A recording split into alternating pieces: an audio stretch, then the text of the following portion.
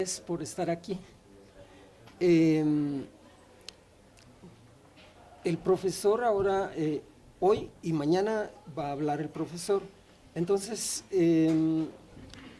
lo que yo voy a hacer es cuando haya que hacer una parada de lo que él hable, entonces yo voy a hacer no voy a hacer una traducción simultánea, sino voy a enfatizar los puntos básicos de las ideas que él va a formular. El día de ayer yo planteé fundamentalmente, además de la definición de economía que da Marx y del método, aspectos claves del capítulo 1, ¿sí? Del tomo 1, en torno a la mercancía, el dinero y el intercambio, ¿sí? Lo que él va a formular básicamente hoy va a ser algo de lo que yo dije ayer, del capítulo 1, pero va a avanzar un poquito más el capítulo 2 y el 3, ¿sí? Eso es lo que... Y sobre esta base, el día de mañana, él va a formular una idea muy importante de la contribución de Srafa en el sentido de lo que en alguna medida yo planteaba ayer, porque si al final todo el capital constante se reduce a trabajo, entonces, porque es trabajo acumulado, entonces en la sumatoria, así yéndose hacia atrás, todos los periodos de ese capital constante, entonces la idea de Srafa es que la tasa de ganancia tendería al infinito, ¿sí? Pero eso lo va él a señalar mañana, ¿sí? Y entonces la idea de Srafa es que al final, no todo el capital constante puede reducirse a trabajo, porque entonces se causaría ese problema, ¿sí? Eso es lo que... Pero hoy vamos a discutir básicamente esos tres capítulos, ¿sí? Entonces, you can start. Okay. Gracias, Guillermo. Well, let me begin. How many of you can understand a little bit of English? Most of you can. I'm glad. Okay, let me begin by, first of all, thanking my friend, Professor Peláez and Professor Corona, who gave a very generous introduction of me yesterday. So thank you for inviting me, and let me begin by just, it's going to be 2 days. This is how I plan to plan my lectures. Yeah. Yeah. Okay. Thank you. Today I will mostly talk about classical political economy before Marx, and to some extent Marx's Capital, preface, postface, and part 1 of Capital, which is, earlier was first chapter of Capital, later divided into 3 chapters. So without losing much time, let me begin. You see, I will begin with something which all of you know, because I'm just assuming, apart from some of the professors here, I am assuming that most of you are economics students, right? Yes? Yeah. So you must have done microeconomics, right? So let's begin with that particular aspect. and then we move on to see how classical economics was different. Yesterday, professor had already explained to some extent. He has made my job much easier by his lectures yesterday. But in any case, you see, the problem of microeconomics can be reduced to Robinson Crusoe's problem, stranded on an island. Okay? What is Robinson Crusoe's problem when he is stranded on an island? He is all alone, right? And his main problem appears to be that how to first of all find food to survive, maybe to find some wood and things of that nature to create fire to keep warm, things of that nature, right? Maybe to create fire, to create smoke, so that if some ship is going by, can see and come by to rescue. Robinson is also a very religious person, so probably he has to find some time to pray to God that somebody comes and rescues him.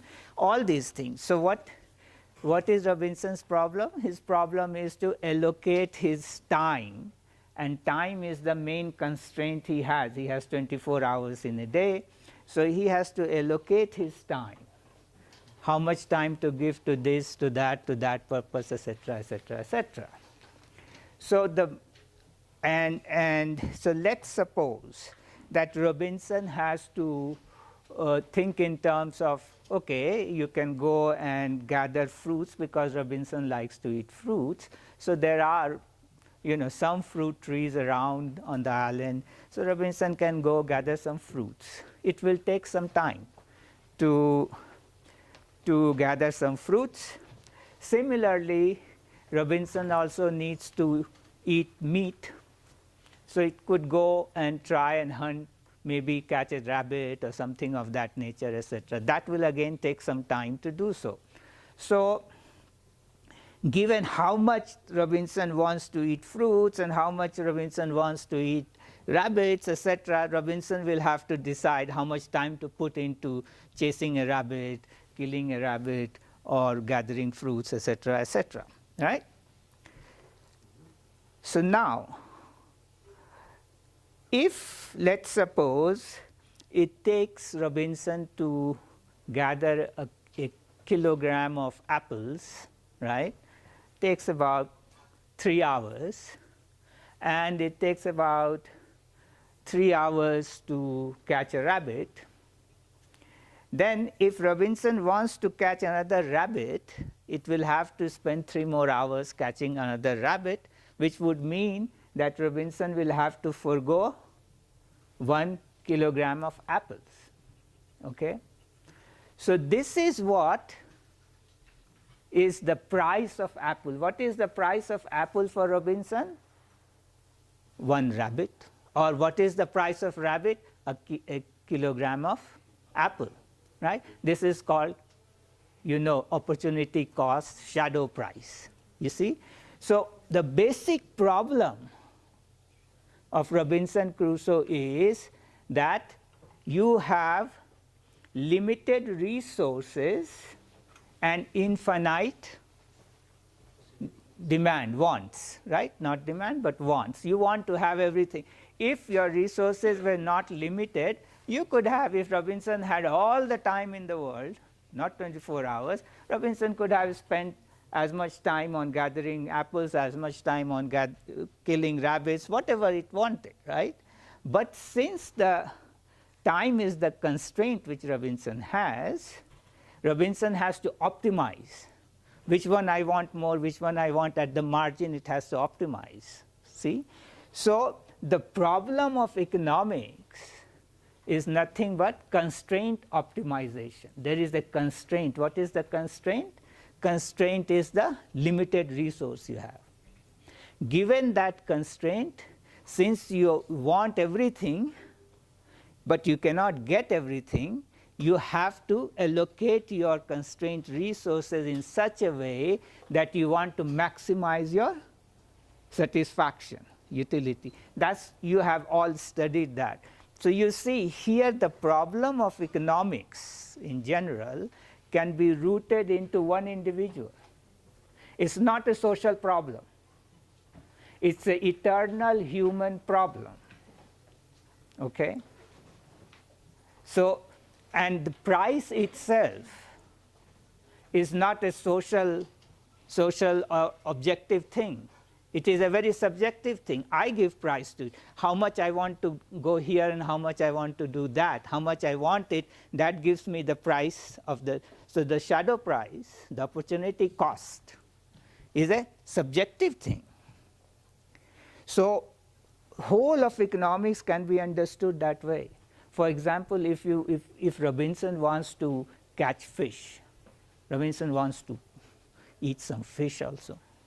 Now, catching fish could be like, okay, I jump into the ocean and try to catch the fish with my bare hands. It takes a long time maybe to catch one fish by doing that. Otherwise, Robinson could allocate some time in making a net, right?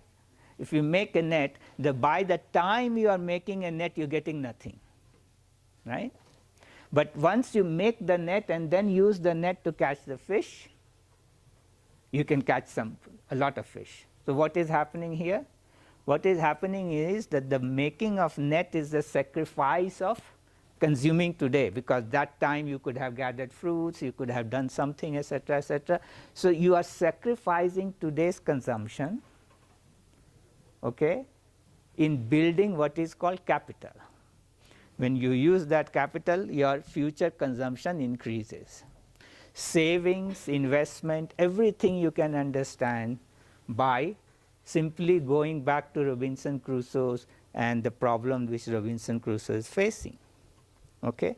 So the whole of economics can be ultimately rooted into this totally ahistorical, asocial problem, which is eternal human problem. Okay? That's your microeconomics foundation. So what is ultimately economics, which microeconomics talks about today, is simply this, that you have many, many Robinsons on small little islands. And it so happens that one Robinson is better in catching fish, another is better in gathering fruits, little bit natural advantages they have. And when you bring all the islands together, then all the Robinsons find out that you are better in catching fish, I'm better in gathering fruits, etc. And so, if we specialize in just doing what we are good at, relatively, then we exchange, then all of us can improve our utility. All of us can improve our satisfaction level. So, specialization come into place, and exchange is the only economic relation you understand. So through exchange, so now the prices are the exchange ratio between commodities. Okay? But the source of the price was already there in Robinson's, individual Robinson, making the distinction between whether to get this or to get that, right? That same logic works even if you have thousands of Robinsons coming together, specializing, and then exchanging. Okay? So the social relation which economics understands is basically exchange relation. Beyond that, the orthodox economics does not understand any other relation. So that's what your society is made of. Is made up of buying and selling. Okay? So that's the foundation of modern economics. Would you like to come and sit down? Okay. They are going to test for 5-10 minutes whether it's worth it or not. Okay. Now, all right. But you see, the classical economics, which was this sort of economics which you learn as economics, this sort of economics came into being in 1870s. 1871, you have publication by Jevons and Menger. Jevons in English, Menger in German. Similar sort of, this sort of arguments were made. Subjective theory of value was an important aspect. It was a revolutionary idea at that time. And then in 1874, Walras produced his Elements. That was in French, and that is the ruling theoretical foundation today, which is general equilibrium.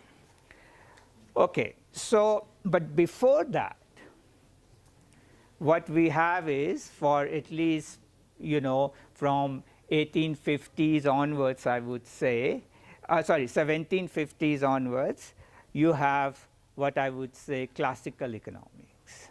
Okay? So what was classical economics? Classical economics did not organize itself in one individual or problem of economics as eternal human problem of constraint maximization. It started off from, you know, society in general. How is society? What is, so okay, society is divided into classes. So there are different kinds of class out there. In this frame, production takes place. There are sectors or industries. They are different. You can, first of all, you can divide it into major sectors. The two major sectors are agriculture and manufacturing. Agriculture and manufacturing have to trade with each other because they need each other's things. Agriculture, everybody needs food. So workers working in manufacturing would need food. So how would manufacturing give food to the workers? Obviously, they will have to sell something to the agriculture, right? So the idea of exchange between sectors and how, at what rate these two sectors must exchange their commodity is the problem of price, okay? And when the production takes place, how different classes in society receive their income. And then the main problem, the theoretical problem, which these classical economists are interested in, is how this distribution of class, the income, because when you produce, you generate income. Because you have used some amount as input, comes out more than that. So you have a, what is called nowadays, you call it GDP, right? Gross domestic product. So you have output, which turns into income. It goes to different classes as wages for the workers, profits to the capitalists, and rent to the landlords. How are they determined? So these three categories, main categories of distribution, how do they relate to prices? Because ultimately all the income can be measured only in terms of some kind of price, money, right? Because you have so many different kinds of things are produced, you cannot add them up. You know that GDP, etc., it comes out in pesos, right? Pesos is money. So ultimately, all the things have to be reduced to single dimension to add them, right? So how the prices and the distribution are related to each other is the main problem, theoretical problem, which classical economists are interested in. So you can see the distinction between the fundamental theoretical distinction between classical economics and the modern microeconomics. Is it making sense? Are you understanding? Or maybe we need some translation at this time, up till this point. Yeah. Bueno, entonces lo que está planteando el profesor son los dos problemas fundamentales de la teoría dominante, la teoría que se enseña en todas las universidades del mundo, la teoría del valor. que es la teoría microeconómica que nosotros aprendemos. Y por otro lado, el problema fundamental en el marco de esa teoría y el problema fundamental en el marco de la teoría clásica. Sabemos que la teoría dominante empezó en el siglo XIX, ¿sí? 1871 escribe Menger y Jevons y 3 años después Walras. Y el problema fundamental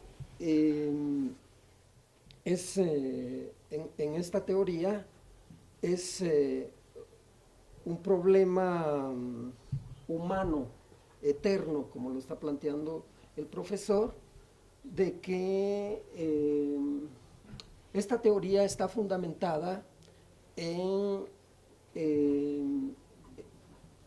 el individualismo metodológico, ¿sí? Es decir, el Robinson Crusoe, y ese Robinson Crusoe tiene que invertir su tiempo, el día tiene 24 horas, entonces tiene que invertir su tiempo en conseguir comida y distintas clases de comida, lo que sea, un conejo y también o manzanas, en fin, toda una infinidad de cosas, y él lo tiene que hacer todo, ¿sí? Porque eso es la idea de... Y entonces existe un costo de oportunidad entre invertir un tiempo en agarrar un conejo o un tiempo en las manzanas, lo que sea, ¿no? Y hay un problema todavía adicional, que como él lo hace todo, pues también si quiere, por ejemplo, un pescado, pues tiene que construir, además invertir el tiempo en construir la red para poder pescar, etcétera. Entonces, y luego con esa racionalidad instrumental que aprendemos nosotros, de que la idea es maximizar, ¿sí? Porque maximizar la inversión, la asignación del recurso tiempo, ¿sí? Y la asignación en el marco de ese tiempo, meter el trabajo para producir todas esas cosas. Se recuerdan que hay un lagrangiano, etcétera, etcétera, ¿no? Y entonces tiene un precio sombra, ¿se recuerdan? Que es la utilidad marginal que genera el ingreso. Bueno, en cambio, en la teoría que sufre en gran medida, por eso decía ayer que si bien es cierto que el plagio es un delito, hay algo que es peor que el plagio, y porque ese es un crimen más que delito, es el ostracismo hacia una teoría que no conviene que se divulgue, ¿sí? Y es la teoría en donde el centro fundamental es el estudio de los precios y de la distribución, ¿sí? O sea, un problema de valor y distribución.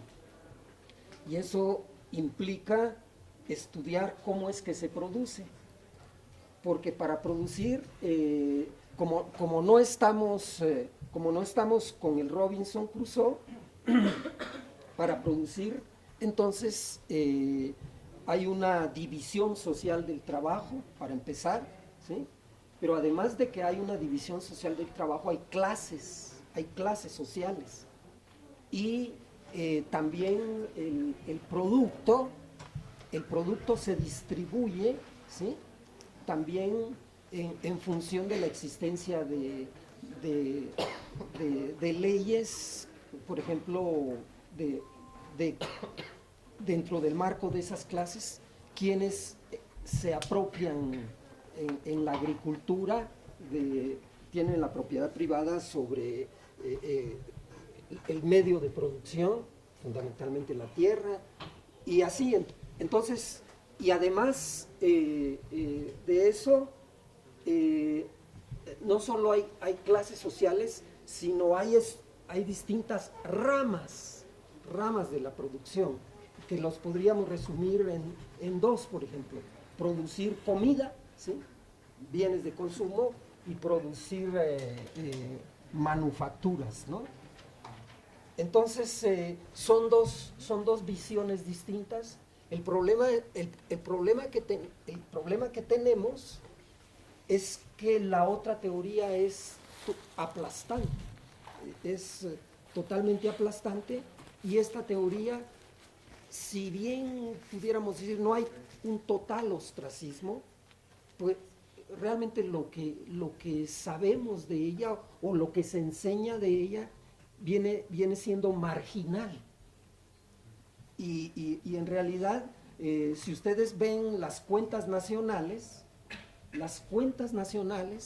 lo que verifican es la teoría objetiva del valor, o sea, esta segunda teoría, ¿sí? que es marginal. Cuando vemos el PIB, cómo se produce, ¿sí? C, ¿sí? Más I, más G, todo eso, pues lo que eso verifica es justamente la teoría del valor, y también cómo se distribuye ese producto, básicamente salarios y ganancias. Eso no nos lo dice la teoría dominante, ¿sí? Cuando estudiamos el PIB de cualquier economía, en particular la de la economía más importante capitalista y la que tiene las mejores cuentas nacionales, que es la de Estados Unidos, al excedente le llaman excedente de explotación, ¿sí? O sea, porque básicamente el producto se distribuye entre la masa salarial y el excedente de explotación, y una parte muy pequeña en impuestos, transferencias y cosas por el estilo. Entonces, eso es lo fundamental que acaba de exponer en esta primera parte, profesor. Gracias, Guillermo. Okay, so you see, here you will not be able to read it, but it's just to show you something. This is one of the tableaux économiques of Quesnay. François Quesnay was a French doctor who in 1850s worked out several of tables like this, and he established what is now known as French physiocracy. Okay, so the school of physiocracy. You can see here the three basic points which I want to emphasize. You don't see much here, but anyway, I'll let you know. The whole table is, for one thing, that you have starting point is the landlords. So landlords are in the middle, who have received all the rent, right? And from here, the landlords buy from the rent income they have. So half of the money is going into agriculture sector and half is going to manufacturing. So they're buying food and they're buying other things. And then you have this whole zigzag going between the agriculture and the manufacturing. They're buying from each other and things of that nature. It's a very complicated zigzag. I mean, Quesnay was a doctor, a very famous doctor, and he was highly influenced by Harvey's idea of, circulation of blood in human body. So he is trying to understand economics and circulation of money in economics in a similar way as blood circulates in human bodies. So what the first thing you have here, so you can see the basic theoretical structure of classical economics getting formed here. One is the idea of circularity, that it starts, goes back, and again goes back. So it's a reproduction, idea of reproduction. So the story is not linear, that I want to consume something and then I go and I do that and I consume, the story ends there. So the microeconomic story is very linear story. This one is that there's a reproduction of the economy which requires circulation of money and commodities between sectors and things of that nature. So that is one aspect. The other aspect is that there is something called surplus. Surplus is produced because landlords are not part of production. Workers produce, farmers are there, manufacturers are there, but landlords receive certain amount, and that is over and above what the workers and the manufacturers and the farmers, etc., consume during the process of one circle of production. So you can have a harvest circle going, right? So one harvest after another. So you have this notion of surplus. Now the idea of surplus is very central to the whole of classical economics and to Marx. Now the idea of surplus is a very difficult idea, because if you take a completely scientific point of view, then the first law of thermodynamics says that there cannot be a surplus in the universe. You have a law of conservation of energy. You cannot produce any energies. All you can do is to convert from one form to another form, etc., etc. So from a scientific point of view, surplus, there cannot be a surplus. But here in economics, Kenne is observing that there is something called surplus is coming out, because in this zigzag, you see, ultimately all these people are at the subsistence level. Whatever the manufacturers and the laborers and the farmers are doing working, they have to consume to live. Otherwise, the economy will die. So the people involved in the production of this, they have consumed certain amount, but beyond that, something is left, which is what goes to the landlord as the rent, and that is supposedly the surplus. So the question is, where does it come from?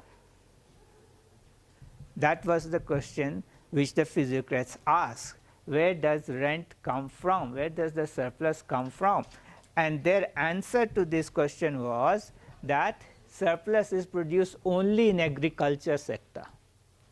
Manufacturing uses as much as it adds to the value of anything what it is producing, whereas in agriculture, not only labor is active, but along with labor, nature is also active. Okay? And it is the nature's contribution for which there is no cost to be paid. It is nature's contribution in agriculture that gives rise to surplus. So surplus is in a way gift of nature. Okay? And so only agriculture produces surplus. Now this idea, Marx of course found it to be very naive, but very important that they for the first time brought the idea of surplus, but he thought that it was very naive, and to some extent it is, because nature is playing a role in manufacturing as well and everything. I mean, if you dye your textile, you have to dry it in nature. So nature is playing a role all the time in every sector in one way or the other. So you cannot say that only in agriculture nature is playing a role. The other thing is that nature is playing a role in the input when you are producing, you're putting your seed, etc., and then you have harvest, nature has played its role, you say, so that's the part of the production process. So on the side of the cost of the equation, when nature is playing a role, it has no cost, it's free. But when it comes out as output, it takes into a form which has a price, which has a value. Before that, it had no economic value, it was free, and then when it turns into something, it becomes valuable. And so the question would be, why on this side of the equation it is free, on the other side it becomes valuable? That question arises. I personally have thought about it for a few hours. I personally think that in some sense, physiocratic notion of surplus is most scientific than the later people who made it into labor. In terms of, you see, I think, but I will not go on to this point too much, I think that the nature of economic production is basically that it converts, from the scientific point of view, it converts what is economically free in nature into something which has economic value. That's what it does. But leave it at that. So they had this notion that only in agriculture nature is playing a role alongside with the labor, and nature is not asking for anything in return, so it gives you a gift, and that gift ultimately goes to whoever owns the nature, which is the landlord. So landlord receives the rent, and so you have a notion of now surplus. So I just want you to take note of basic theoretical concepts. One is that circular idea, another is that there is a surplus in the economy. Okay. Now the third idea is that there is an exchange rate must be between manufacturing and the agriculture sector. So there must be some exchange rate at which manufacturing and agriculture sector are exchanging with each other, right? Physiocracy did not make a theory of prices. What they here, like Kenne just takes it for granted that there is a certain amount of money goes to, and they buy each other what they need. So they are taking exchange rate as given, as fixed, not a problem. Okay? In my opinion, you can always work it out within physiocracy. Once you take the surplus out, then it becomes a subsistence economy. And any given subsistence economy constrains the system in such a way that it's very easy to work out what would be the exchange rate between commodities. Okay? But they did not go into problematizing exchange rate, the pricing problem. They just took it as it is given. It's not a serious theoretical problem for them. Okay. Now, do you want to translate this much? Yeah. Bueno, el profesor empezó aquí con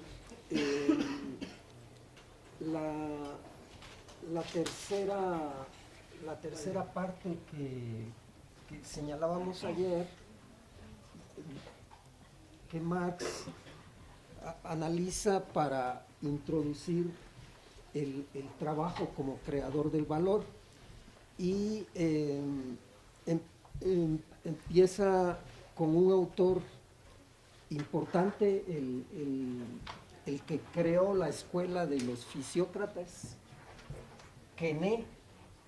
Quené se pronuncia en francés, se escribe Quesnay, algo así, ¿no? Quesnay, ¿sí? Quené. Y la gráfica que tenemos ahí es el tabloide, que es una gráfica con una serie de conexiones circulares. Y Quené era igual que Petty, el fundador de la teoría clásica, era médico, doctor.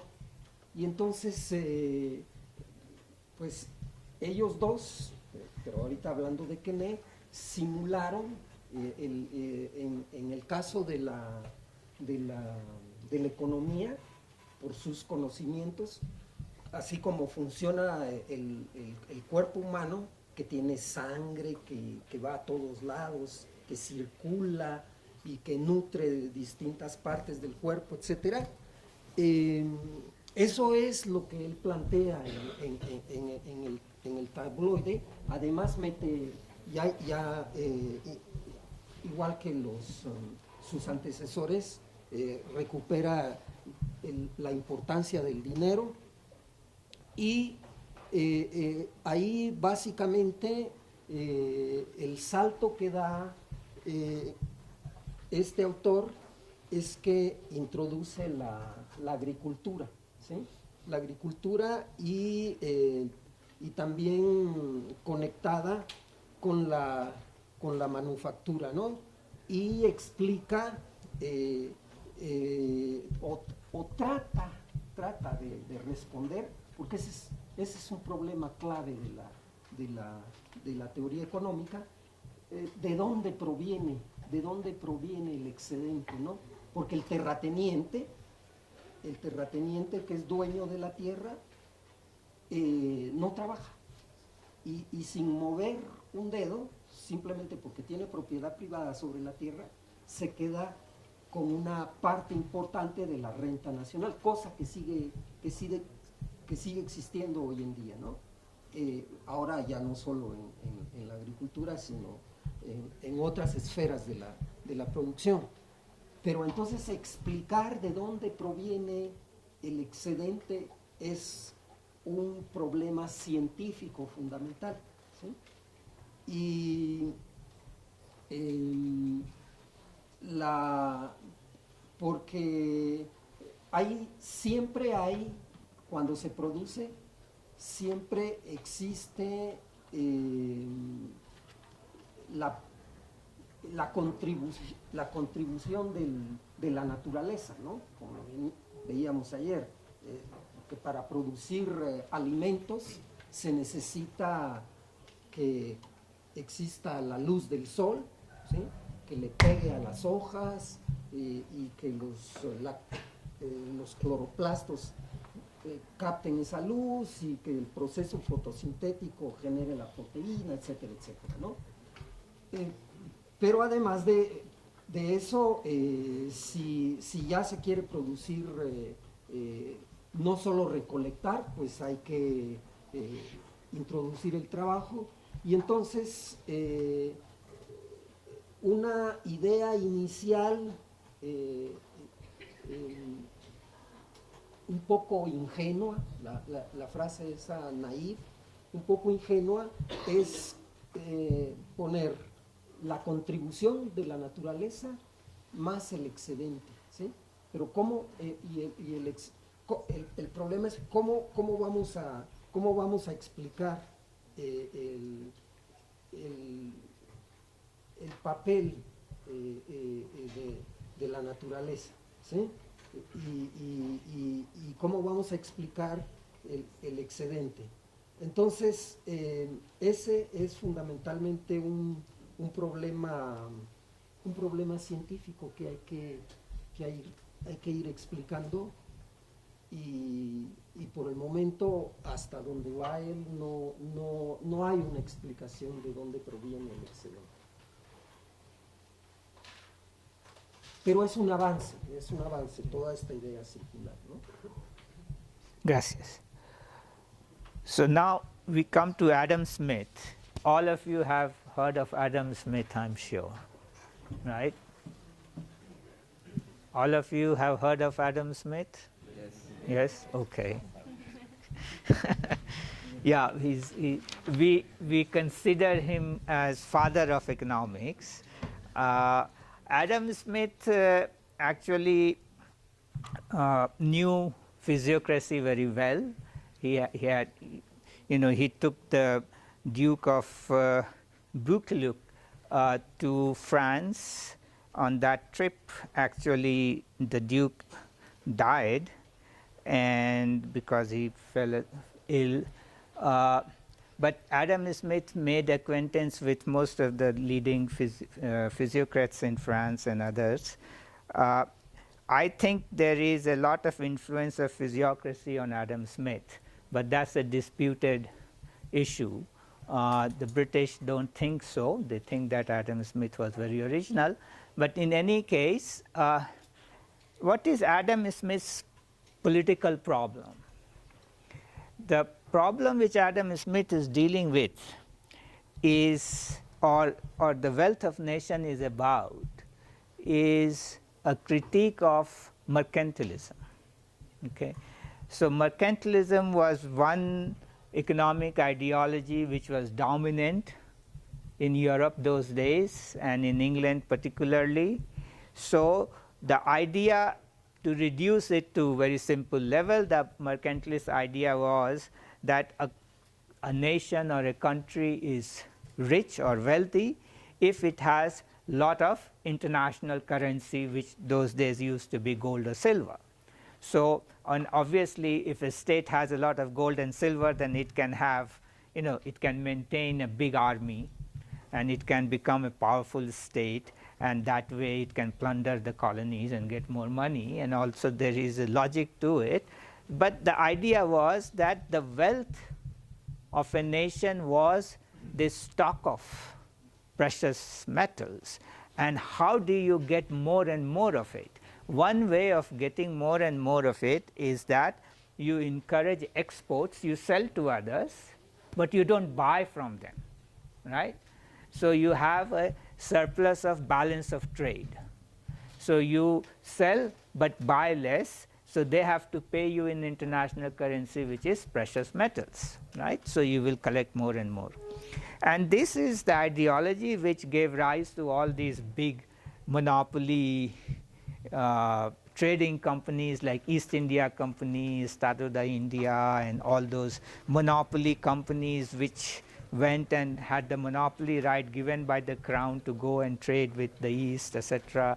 So it was very powerful lobby at the center, and so Adam Smith wanted to push back against this because he thought that this was a bad policy in the end.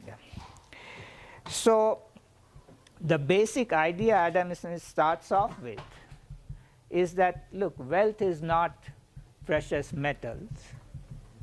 Wealth basically for Adam Smith is what nowadays we call, GDP. It's more like income. It's a flow.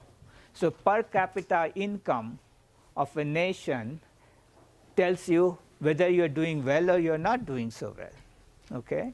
So it is what you consume. The people are consuming well, goods and services, etc., etc. And so that's the beginning, that wealth is not stock of precious metal, but wealth is flow of income in terms of goods and services, etc., etc.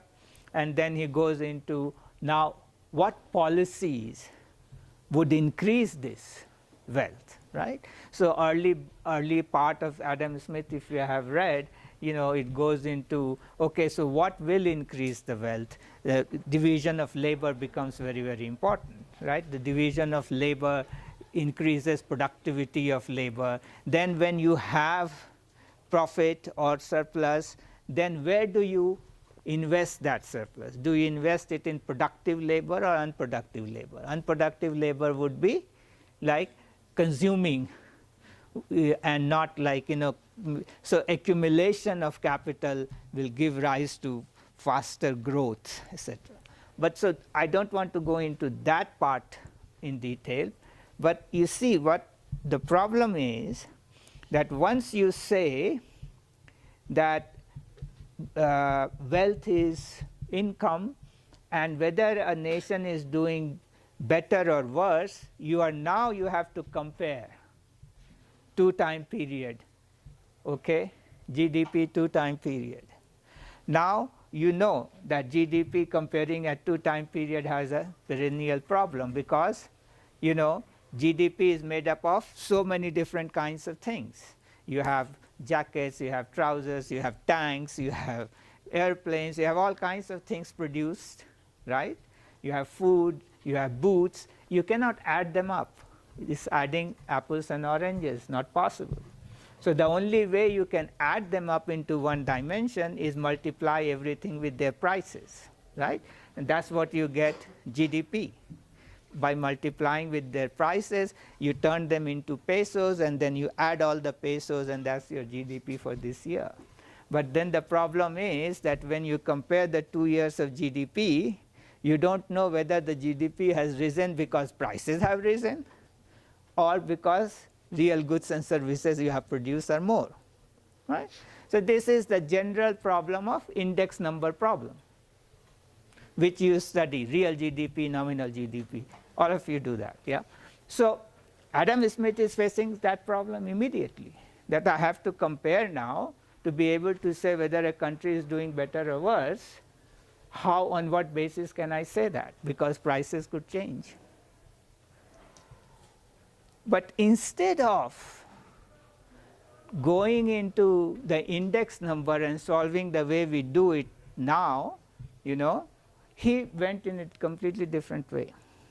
And it is not probably that he did not know that there is index number problem can be solved in some ways. Schumpeter, in his famous book on history of economic thought, he basically says that Adam Smith did not know index number problem, though it was in his time it was a well-known thing, and that's why he got totally confused and got into the wrong direction. I am not convinced of that. But what Adam Smith does is this. He says that, look, when you measure wealth, or in this case what we have, by wealth he means annual income, when you measure income in terms of money, you are measuring nominal income. And so if you look at the changes in nominal income, you are looking at changes in, so when you are just looking at changes in the money, GDP in current money terms, you are looking at the changes in nominal income. However, there is something called real income. And then the question rises, so I measure nominal income with money, what do I measure real income with? So I have a yardstick to measure nominal income, which is my money. So which could be gold or silver, 1 pound of silver. But then I want to know how the real income is moving and what would be the scale for that. Now you see, this is a very fundamental problem with which classical economics will deal with throughout. In one way, you can think that this question, the search for scale to measure something, a scale which will not change when prices are changing, is not affected by that, a scale to measure real things, and a theory of prices, how to measure price changes. Okay? These two issues in classical economics are so closely intertwined theoretically that there is a letter by Ricardo to his big fan and friend McCulloch that if we find the scale, the real scale, won't we be close to finding the true theory? Finding the scale and finding the theory becomes almost identical. Okay? So again, the point which I want you to note is that the question of scale is very, very important theoretically to classical economies. For any science, it's extremely important because every science is dependent on measurement. So how do you measure something? And measure is why you are interested in measuring, because you want to measure changes. If you are trying to understand something. So when you want to measure changes, you want to have a scale with which, so that when changes are taking place in what you are measuring is not affecting your scale. What if you were measuring the length of something with elastic? It's not a scientific measure. It won't give you, because your yard is moving up and down. As you know that a meter is being kept, the ideal meter is kept somewhere in certain kinds of temperature, the purity of the metal and all that is very well specified.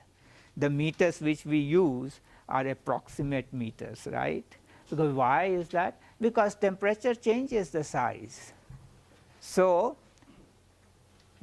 basically, for any science, I mean, even clock nowadays, we have atomic clocks and things like that to try to become more and more precise.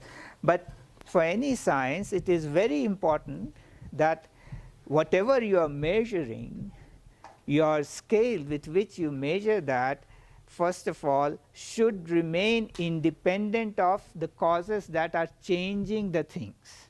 Because if the scale itself is, let's suppose you want to measure a bar of iron, whether because of heat, its size, how much its size changes, its length increases, right?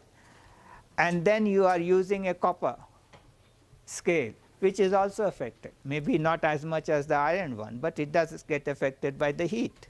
That measure will not give you exact change in the length of the iron rod. So you can see that this will not be considered a scientific scale. So to have a scientific scale to measure is a very important theoretical problem for economics, and the first time that theoretical problem is discovered by Adam Smith.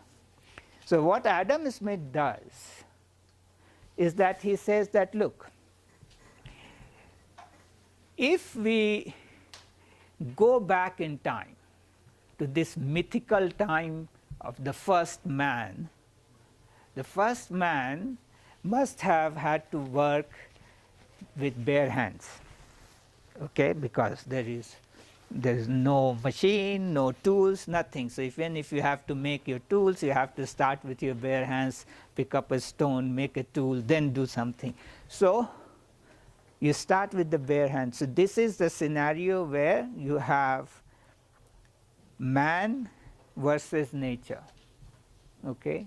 So man works on nature, then gets something which is his income, okay? So this is the most primordial stage he goes to, where he says that you can think of production as a sort of an exchange between man and nature.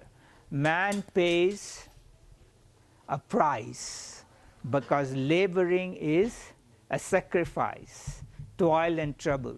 So you pay a price, this is the original price man pays to receive the income, so to produce, to get the output, commodity, product, okay? So this is the original price. And then from there on, what he does is, he says that, okay, since this is the original price, labor, pure labor is the original price, then if I have something, what I have is that I can now make somebody work for so many hours, because if let's suppose that it takes 8 hours to gather 1 kilogram of apple, and so I was the first person who gathered 1 kilogram of apple, right? Now if I have a 1 kilogram of apple and you are another person, either you have to gather for 8 hours 1 kilogram of apple, or I can give you 1 kilogram of apple and make you do whatever I want you to do for 8 hours. So then he says that the 1 kilogram of apple can command 8 hours of labor. And so the value of the commodity is basically the command of labor it has, how much of labor it can command. And that is the original. And this is the scale now. For him, this is the scale by which you can measure real changes in value of commodities. Okay? Now this has serious problems. And we don't have time to go into those serious problems, and we are basically not going to, it's not a lecture on Adam Smith. So, but this is the first thing, that labor commanded measure comes from this idea that you can go back to the primordial man versus nature relation. That gives you the, what he calls the original price. I'll show you, should have put it before this, but anyways, I am badly organized. So labor was the first price, the original purchase money that was paid for all things. It was not by gold or by silver, but by labor that all the wealth of the world was originally purchased, and its value to those who possess it should be who, sorry, it's not going to work out here. Okay, who possess it and who want to exchange it for some new production is precisely equal to the quantity of labor which it can enable them to purchase or command. So that's what he finds as his scale. What is the problem with that scale, etc.? We'll get to that a little bit when I get to Ricardo, because Ricardo will criticize him for this. But the point I want to make is this, that the question of scale by which you measure real value of things is fundamental to classical economics. It's a fundamental theoretical problem that you keep that in mind. Okay. Now, I go a little bit more and then I'll ask. Yeah.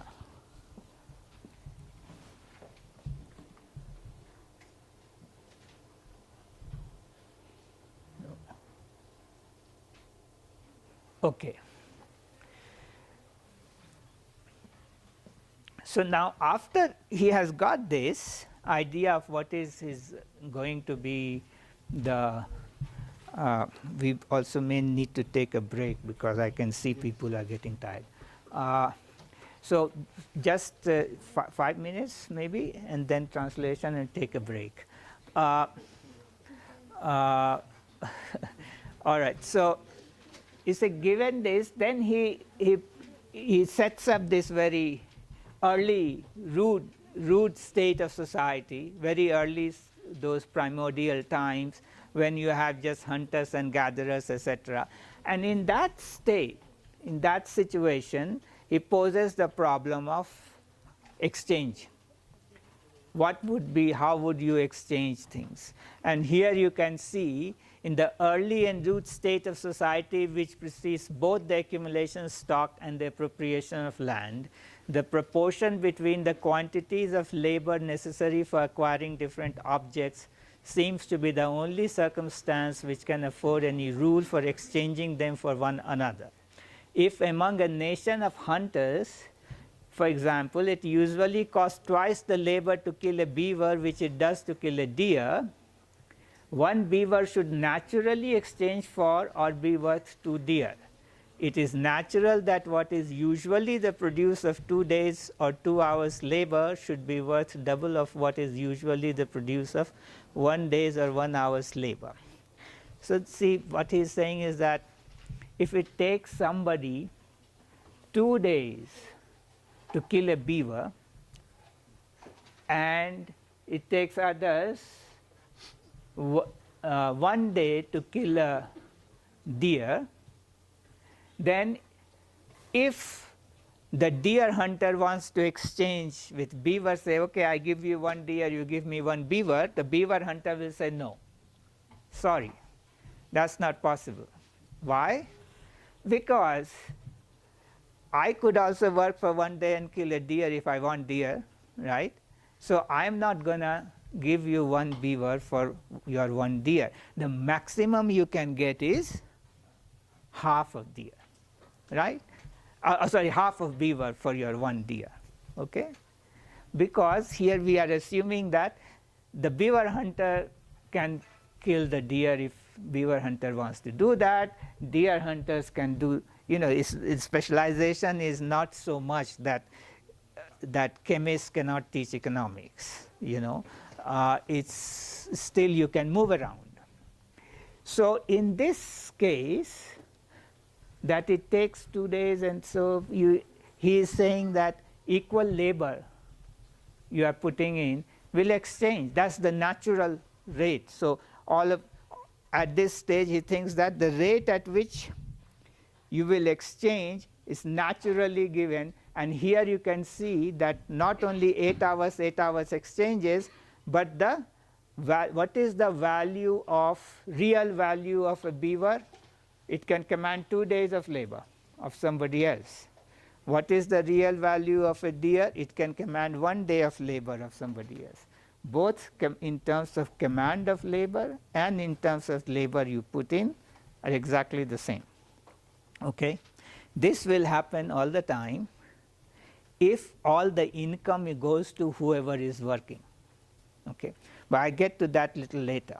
But I want to create a problem for Adam Smith right now. Let's suppose that the beaver hunter, so it starts from the scratch. Beaver hunter has nothing. Okay? Deer hunter is starting from the scratch. Now maybe beaver hunter had to make some weapons to kill beaver, and deer hunter had to make, but they started with their bare hands and made the weapon and did all those things. The problem here is this, that the beaver hunter, before the beaver hunter could eat, he has to go hungry for 2 days, whereas the deer hunter could eat after a day's of work, right? Now, the beaver hunter could say that, look, I am an idiot to just fast for 2 days to kill a beaver and then exchange with deer, etc., etc. Why not I just move to killing deer and then exchange beaver if I want to eat beaver? Because in the market there is beaver out there, and the exchange rate is, according to Adam Smith, is that.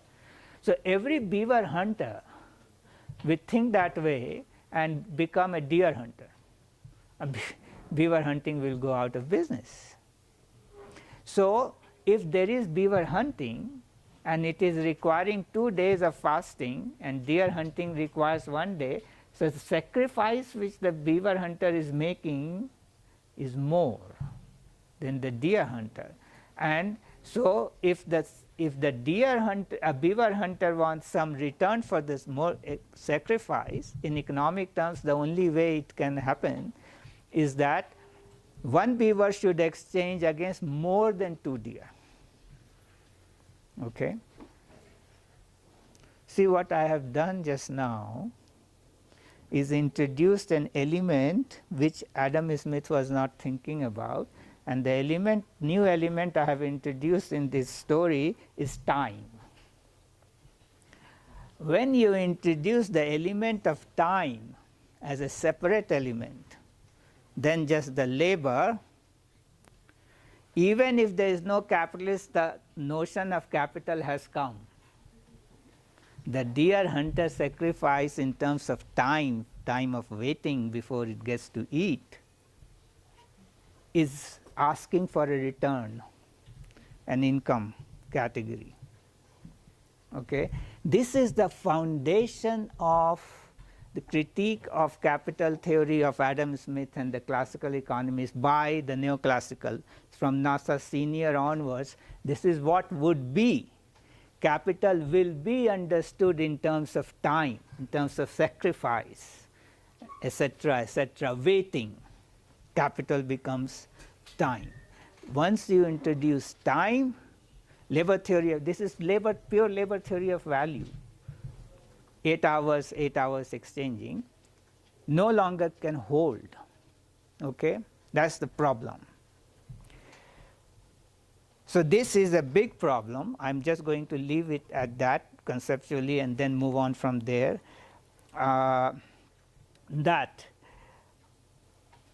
once you introduce time into this as a separate element in the process of production, you have introduced what is called capital theory problem. Okay? This is the foundation of capital theory problem. We will get to that, how do you get around it, etc., after the break, because it's a big question. But before that, maybe, Guillermo, if you could translate this much? Yeah, okay, thank you.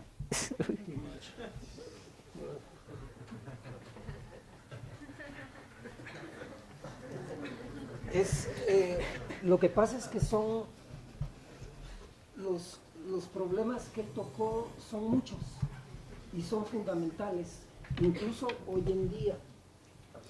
Por ejemplo, si ustedes ven porque Adam Smith escribió su obra en abierta oposición a los mercantilistas, que son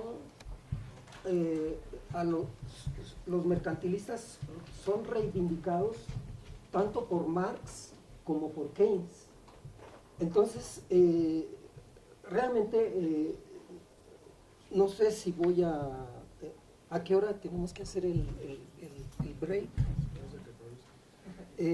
Son las 11:30, ¿no? Entonces tocó muchos problemas, porque por ejemplo hoy en día la postura de Trump con relación a lo que es el libre comercio es una cosa, pudiera ser una bendición incluso para México y para los países que desde los años 80 la posibilidad de un desarrollo independiente se fue, ¿sí? Porque y estas ideas vienen desde allá, porque por ejemplo, esta idea está afincada en que todo eso se hizo cuando ya estos países eran fuertes. Entonces, hay algo ahí escondido como decir, hagan lo que decimos, no lo que hicimos. Porque realmente antes de que en este caso Inglaterra o Gran Bretaña se desarrollara, se desarrolló justamente en Holanda y todos esos países previo al libre comercio y sobre la base del colonialismo. Entonces el profesor aquí realmente tocó muchos problemas y ese es uno de ellos nada más. El asunto es cierto lo que él dice, porque no fue él el pionero único de esta idea, sino que conocía perfectamente Smith la escuela de los fisiócratas, viajó a Francia, y entonces su idea del desarrollo de las naciones está basada en remover el dinero de la teoría del valor, porque que es otro problema importante que él tocó, porque la idea es de que el dinero es neutral, ¿sí? Y esa idea no está en Marx, obviamente, no está en Keynes, y no solo en ellos, está en muchos autores, y incluso tanto los fisiócratas como Smith se basan en Cantillon, pero a Cantillón, el primero que lo volvió a redescubrir fueron los neoclásicos, Jevons en particular, pero en 1954 un autor de la historia del pensamiento económico, Spengler, se dio cuenta de que en Cantillón existe la idea de que el dinero no es neutral. Y entonces ahí en alguna medida se derrumba porque si el dinero no es neutral, entonces hay que tomarlo seriamente en cuenta porque el problema que plantea el profesor es que es un problema de cómo medir el valor, cómo medir, por ejemplo, el PIB, porque según el Mtro que usemos, vamos a tener distintas formas de medirlo, ¿no? Y entonces se plantea el problema de tener una unidad de medida invariable de valor, que el que más avanzó en torno a ese problema fue Ricardo. Entonces, este problema de cómo medir la riqueza es un gran problema, es realmente un problema clave de la economía como ciencia, que es otro problema que él planteó. Y es cierto que Smith ahí sí es un gran mérito, lo reconoce Marx. Smith fue el que planteó finalmente de que es el trabajo, pero no trabajos concretos, el trabajo de un agricultor o el trabajo en la manufactura, sino el trabajo en términos generales, la fuente fundamental del valor y de la riqueza. Entonces, y luego, para terminar aquí la complicación de todo lo que planteó el profesor, es que bueno, también planteó el problema de los precios, porque ya no es solo un problema de valor, sino es un problema de los precios, y que los precios cambian a través del tiempo. Y por ejemplo, esta idea de que cazar un venado toma determinada cantidad de tiempo y un castor otra determinada cantidad de tiempo, y entonces cómo hacer el intercambio, ¿sí? Pues según la cantidad, si es el tiempo necesario para obtener cada uno de esos productos, o en general de cualquier economía, el intercambio de las mercancías. Entonces estamos frente a un problema clave, porque estamos frente a la idea de que que es la idea bueno, no solo de Smith, también de los fisiócratas y de Ricardo, de que el dinero es neutral. Entonces es lo mismo que tiene la teoría dominante hoy en día. La teoría, la microeconomía que nosotros aprendemos es una teoría de trueque, ¿sí? No hay intercambios monetarios, ¿sí? ¿Por qué? Porque el dinero es neutral. Entonces, todos estos problemas que planteó ahorita el profesor son problemas fundamentales porque todavía subsisten en el marco de la teoría del valor.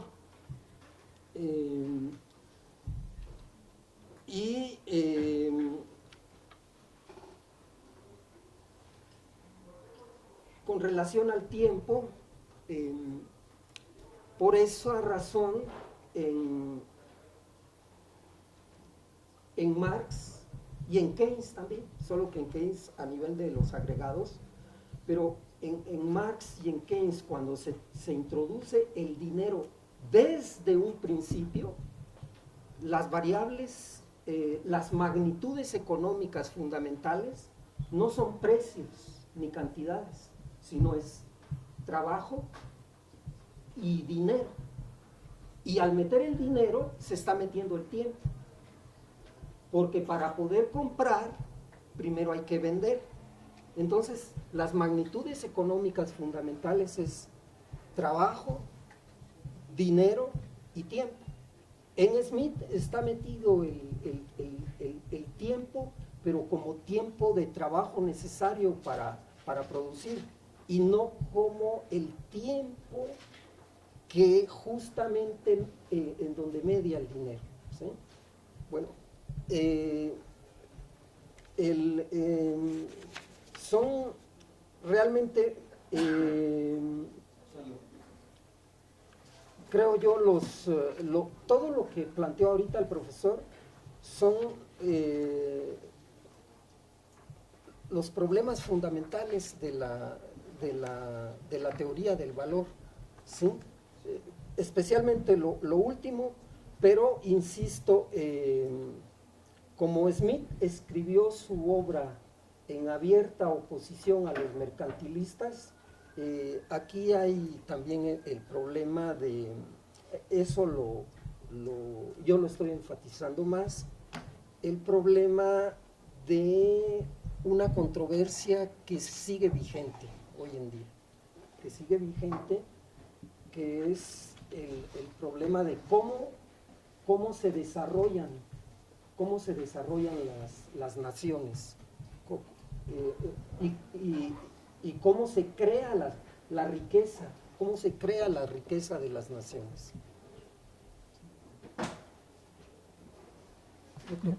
Can we take a break now? Is Sí, it a good time? podemos tomar ahorita un break, un descanso.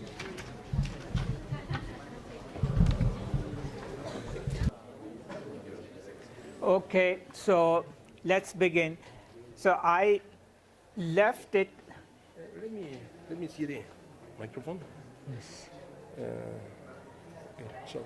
Okay, so I left it with a problem, and the problem was that if the beaver hunter has to go hungry for 2 days and the deer hunter only 1 day, then beaver hunter would want something in return for going hungry for 2 days, right? And that will change the ratio. So labor is not the only aspect which will determine the ratio of exchange between the two commodities. But then you see, one way of getting around that is this. Let's take a simple example of a 3-commodity world economy. This is an example taken from Shrafa, and I will use this example so time and time again, so that you don't have to work it through in your mind. So 90 tons of iron plus 120 tons of coal plus 60 quarter of wheat plus 3 by 16 units of labor, that could be millions of hours, produces 180 ton of iron. So you have these 3 input output of an economy. Now, yeah, no, I have a feeling this is not very effective. It works very well if you put it up. Oh, okay. All right. So it's okay. So now you can put it in a form to solve for prices. If you put it in this form, that let's suppose P1, PI, PC, and PW are the prices of iron, coal, and wheat, and then italicized W is your wage rate, and you put the equation in that form, you can solve for if this equation system, because what you have is 4 unknowns and 3 independent equations. You can make any commodity your money commodity, right? So take any PI equal to 1 and you solve for PC, PW, and W, and you will find that what you get is the ratio of prices will be exactly the ratio of labor time. Okay, so the Adam Smith's proposition of 2 deer against 1 beaver would come out to be true. Now, how is that happening here? You see, the reason why it is happening is that what we are saying with 3 by 16 W, 5 by 16 W, 8 by 16 W is that the total income produced in this economy is received by laborers in terms of the amount of time they have put in. Okay? So I have constrained the income, how the income is appropriated in the economy has constrained the system that it is giving you a price ratio, you see. So as long as, which is what Adam Smith was also saying, that basically as long as all the income is received by the workers in terms of how much of labor time they have put in, and that exhausts all the income produced in the system, labor theory of value is valid. But the point to note is that prices get determined by putting the constraint of how income is distributed. In this case, income is distributed according to the amount of labor one puts in, and according to that only you receive your income. You are not receiving income for going hungry for 2 days or 3 days or whatever, because nobody is. In this case, what is happening is, in a way, when I come to Shrafa, I will explain to you, everybody is working the same amount of time. People are just buying those inputs, putting it, and it goes one circle and output comes out. This example is basically contradicting Adam Smith's proposition that you can go back and back to the primordial time where you work with hand and nature. This is a very important theoretical point, but that I will come to tomorrow in the end. Okay? Today, right now, I will not explain too much on that because it's a very important theoretical issue which Shrafa ultimately raises. Now, but the point I wanted to make is that when you are talking about trying to understand prices and how prices are determined in this kind of a economic system, what is important is to know how income is distributed, because the way you will tell how the income is distributed will constrain the system to give you a price structure. Okay? So in this case, this is very simple. Only workers are there and they receive wages according to how much labor they put in, and then you get a very simplified structure of prices, which is labor theory of value. But what Adam Smith does is that he says, okay, so 8 hours exchange, but now let's suppose a class of capitalists come in who are basically advancing you the weapons. They give you the weapons, they give you your wages, and they ask you to go and kill deer and beaver, etc., etc. So once you kill deer and beaver, after getting these advances from the capitalists are going to ask for a share. I mean, obviously, they are not going to give it to you for free, so they want a share in the deer and the beaver. So now you have to cut deer and beaver and give it to your capitalists. Adam Smith immediately says that once this happens, the labor commanded and the labor embodied are not the same, because the labor commanded always becomes more than the labor embodied. And once that happens, he says that the deer and beaver example which he had given, that 2 deer will exchange against 1 beaver, no longer holds. What he then proposes is that, look, in a modern society you have 3 classes. One is the class of landlords, another is the class of capitalists, and third is the class of workers. Total income gets distributed into 3 different classes as profit, rent, and wages. These 3 rates are determined in a socio-historical context. So they are at any given time known. Okay? Now I will explain little bit how they are determined, but right now I am facing this problem of time constraint which Robinson Crusoe faced in his world. I don't know how much of details I can go into these things. In any case, so what Adam Smith now is proposing is a different theory. What he is proposing is that you have rate of profit, rate of wages, and rent. These 3 are already determined in a socio-historical context, in long-term context, in history, society, etc. A lot of things get involved, but at any given time we know what it is. And so the prices are made up of, because the total income which is produced ultimately gets distributed to these people in terms of profit, wages, and rent. So the price can be determined by saying that for every commodity produced, they get divided into profit, rent, and wages. So adding them up, you can get the price. Now the first criticism of that is that, well, in price you have the raw materials and capital used, their price has to come in.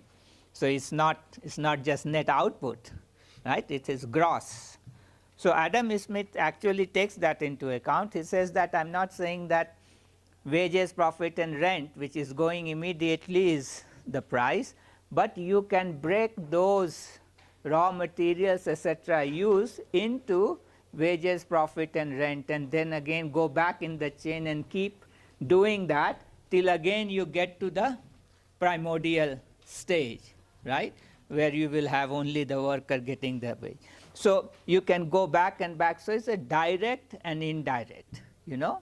So when you add them up, so ultimately price of any commodity can be resolved into wages, profits, and rent.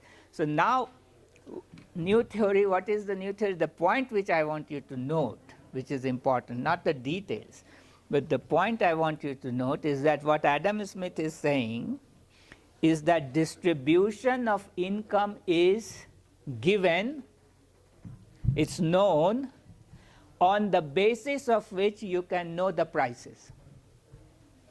So prior to the price determination, distribution of income is known, on the basis of which you can determine prices. This is important, and this is the fundamental point which, in my opinion, classical economics is making, that the distribution of income, how total income which is produced gets divided into different classes, are not determined by prices, but prices are determined by it. Okay? Guillermo, if, yeah. Yeah. Bueno, ahora el profesor, ¿cómo? Aquí. El profesor tocó otro problema fundamental de la teoría económica, que en el caso de la teoría neoclásica otra vez no está resuelto, porque en, en, en la idea de la competencia es que los agentes, en monopolio no hay ningún problema de cómo se forman los precios, pero aquí estamos en el ámbito de una economía competitiva, y entonces, y en el ámbito de una economía competitiva, los agentes son tomadores de precios. Y entonces, si los agentes son tomadores de precios, ¿quién fija los precios? ¿Dios?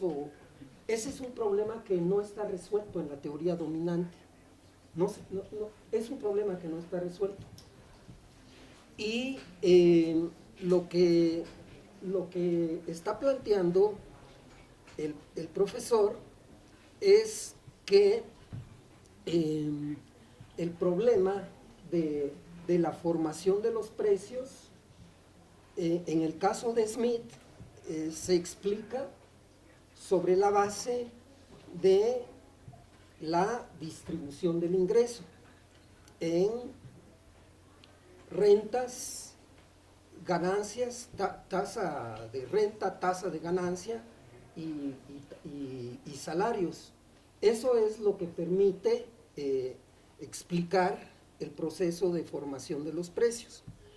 Y antes de eso, el profesor puso una matriz, ustedes la vieron ahí, ¿no? Una matriz insumo-producto, en donde realmente se producen mercancías por medio de mercancías, ¿sí? Para producir hierro se necesita carbón, se necesita trigo, y hay una mercancía muy particular que es trabajo, y lo mismo para las otras mercancías. Y luego, en una segunda matriz, el valor de las cantidades que tenía la mercancía, todos esos insumos, el valor del hierro, del carbón, de los salarios, etcétera, establece también un valor determinado para el hierro, luego para el carbón, para el trigo, etcétera. Entonces, ese es un problema que mañana va a abordar el profesor sobre SRAFA, y hay un asunto importante que va a abordar, que es una contribución de SRAFA, en el sentido de que el capital constante que aborda Marx es como todo es trabajo, todo es producido por el trabajo. Es en este caso trabajo que viene de periodos anteriores, trabajo muerto. Ese trabajo no puede ser absolutamente, el trabajo no puede abarcar a todo el capital constante, porque de ser así, yéndose hacia atrás, la tasa de ganancia sería infinita.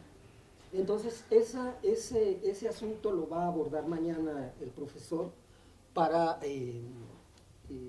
explicar una contribución interesante de SRAFA.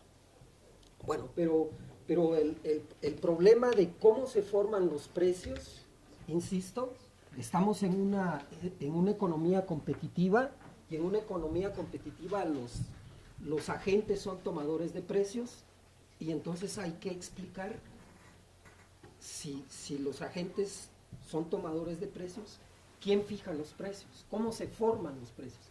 En el caso de la teoría dominante, ese problema no está resuelto.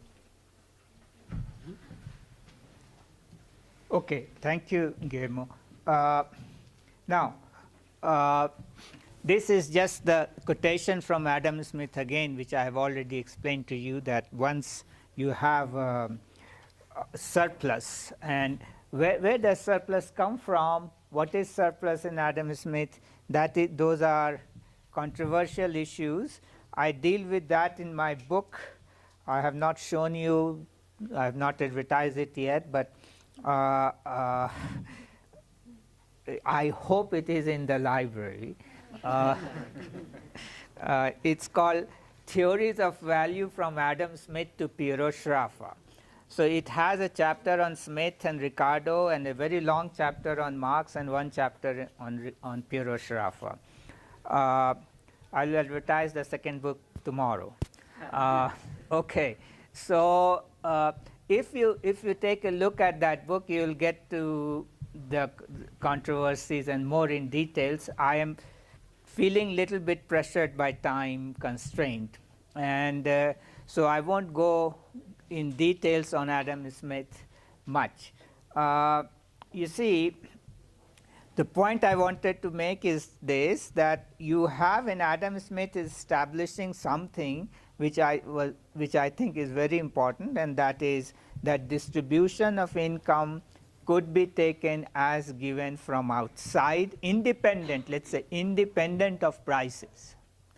Then prices get determined given those, because those distribution will constrain prices to get determined. So price is doing what? Price is doing accounting of national income and its distribution. This is very different from the role price plays in microeconomics, which you learn, theory of price. What does price do in microeconomics? Price basically efficiently allocates the resources. Its job is to allocate resources efficiently, whereas here the job of price is nothing but very functional, that what you have given distribution already, that is determined in historical social circumstances. So economy, the big part of economy is not market, but out of it. And then price is basically accounting those. Okay, so it's been completely constrained, it does the accounting of it.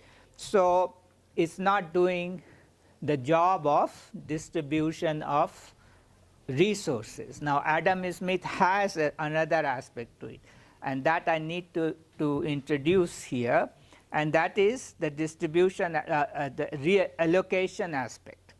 So what Adam Smith is saying is that these prices which I am telling you is determined by wages, profits and rent are natural prices. So what you have is, in any given society, you have a notion of natural rate of wages, natural rate of profit and natural rate of rent. These natural rates are the rates which are established in a socio-historical context. You can think of it as an average of few years or whatever, and if a price of a commodity gives you natural wages, generates natural wages, natural rent and natural profit, rate of profit, then the price of that commodity is a natural price. However, and this would be equilibrium price in the system. However, at any given time, you may have more demand than supply. Demand, which is like he has a notion of demand called effectual demand. Effectual demand is the amount of demand people have given the income generated in the economy. People will demand if the price of the commodity is natural price. Okay? So now if the supply coming out is let's say less than the effectual demand, what will happen? Well, some people will want to buy, those who have more income will bid the prices high. So then there will be a discrepancy. There will be a market price and there's a natural price. So market price is high this time. If the supply is more than the effectual demand, what will happen? Prices will go down. So market price will be less than natural price. And once that happens, then somebody is getting either more of than their natural income, either profit is higher, wage is higher or something, and then resource will move. So in Adam Smith also, the movement of resources take place, allocation of resources take place through this movement of natural and market prices. Market prices are prices that are empirical. Right now they are there, and they may not be equal to natural prices because supply is not equal to effectual demand. And that economy will move around to bring the economy into equilibrium. But given the equilibrium, that equilibrium price is determined by natural rate of wages, profit and rent, that is independently determined of prices. So you have allocation theory as well as the theory which ultimately determines equilibrium prices. In microeconomics, equilibrium prices are determined by this movement. So you don't have this separate aspect of it. That's the distinction. I stop now. Guillermo, if you can. Okay. Bueno, lo que el profesor planteó antes en torno a la distribución como proceso de formación de los precios era una distribución de renta, de ganancias y de esas variables de distribución en términos que Smith le llama naturales, y eso es lo que determina la formación de precios naturales. Pero junto con esto hay otro problema, el problema de la asignación de recursos de la economía de manera eficiente. Entonces, en el caso de los precios naturales, surge el concepto de equilibrio, ¿sí? El equilibrio en términos de la igualdad entre la oferta y la demanda. Pero si hay una desigualdad entre oferta y demanda, es decir, si estamos fuera del equilibrio, la idea es de que hay un problema en la asignación de los recursos. Se produjo más de lo que se demanda o se produjo menos de lo que se demanda, y ese es un problema de asignación de recursos. Y ese problema, al resolverse por la vía de la asignación de recursos, nos conduce al problema, al asunto de la formación de los precios naturales. Aquí es importante recordar algo que es clave en esta idea del equilibrio, porque desde aquella época, y hoy en día sigue siendo el mismo problema, la explicación de este asunto del equilibrio, porque todos los días, solo los que estamos aquí, cada uno de nosotros, somos una familia, y todos los días se toman, pero eso desde aquella época, todos los días se toman miles de millones de decisiones, ¿sí? Miles de millones de decisiones diariamente. Los consumidores, qué consumir, cuánto consumir, en dónde comprar lo que se va a consumir, etc. Y los productores igual, qué producir, con qué tecnología producir, cuánto producir. Y entonces, ¿cómo es posible que en un mundo así, en donde todos los individuos actúan, y eso sí es cierto, actúan de manera individual, sin consultarse? Ustedes no me consultan a mí esas decisiones que cada uno de ustedes toman como familia y igual yo no les consulto a ustedes. Y entonces, ¿cómo es posible que en un mundo así ese sistema no se colapsa? ¿Sí?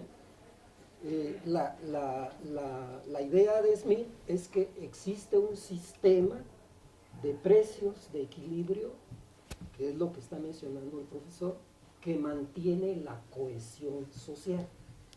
Obviamente esto no siempre ha sido así.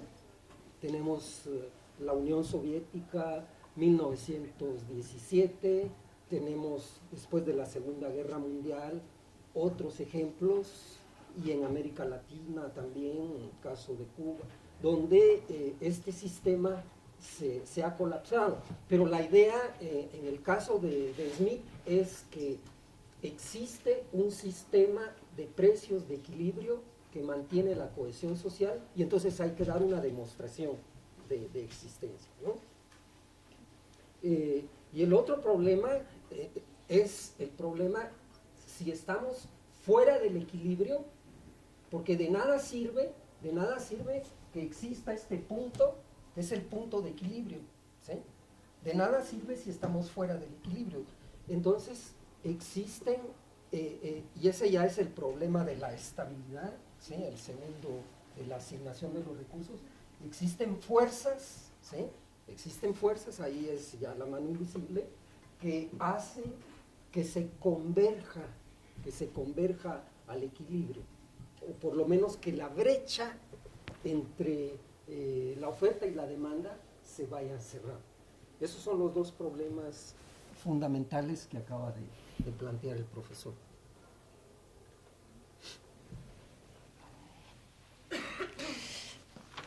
Gracias.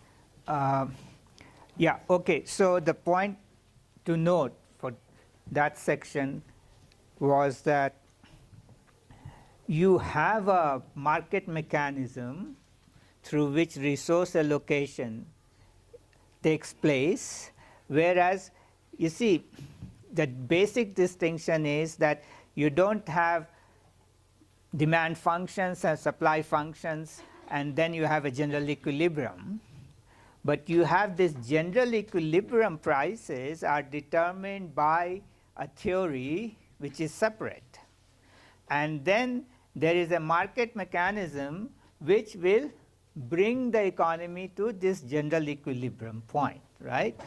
So I have problem with this. Maybe if I have time tomorrow I'll talk about it, but in general I have made arguments that Smith's argument does not work and it need not work. Classical economics does not need equilibrium idea. However, you have to keep in mind that all the classical economists, Ricardo, Malthus, J.B. Say, Karl Marx, all of them accept this aspect of market prices, you know, coming down to the center, which is the natural prices of Adam Smith, as gospel truth.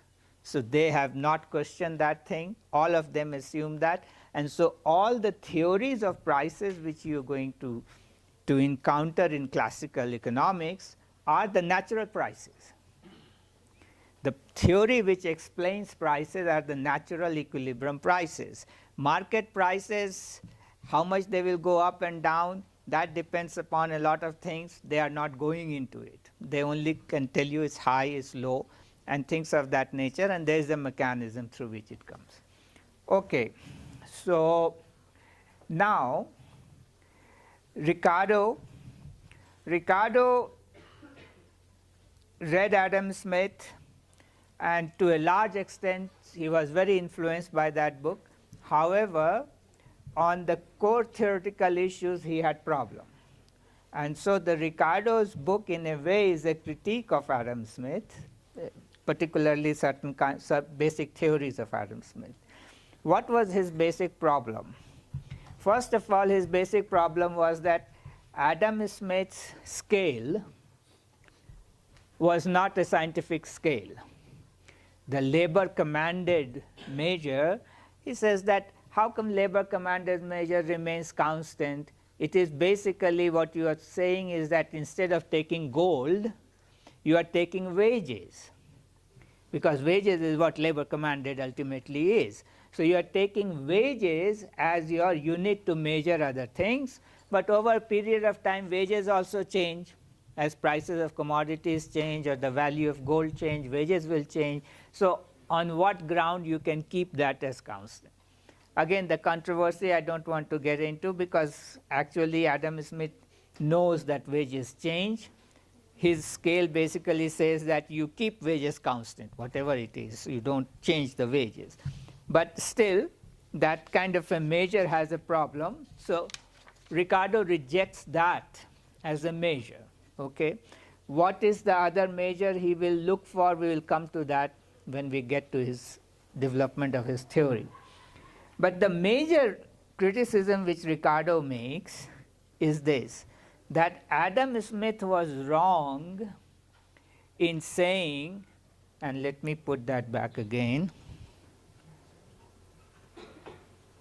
You see, when Adam Smith said that in this state of things, when the capitalist is getting a share and the landlord is getting a share, in this state of things, the whole produce of labor does not always belong to the laborer.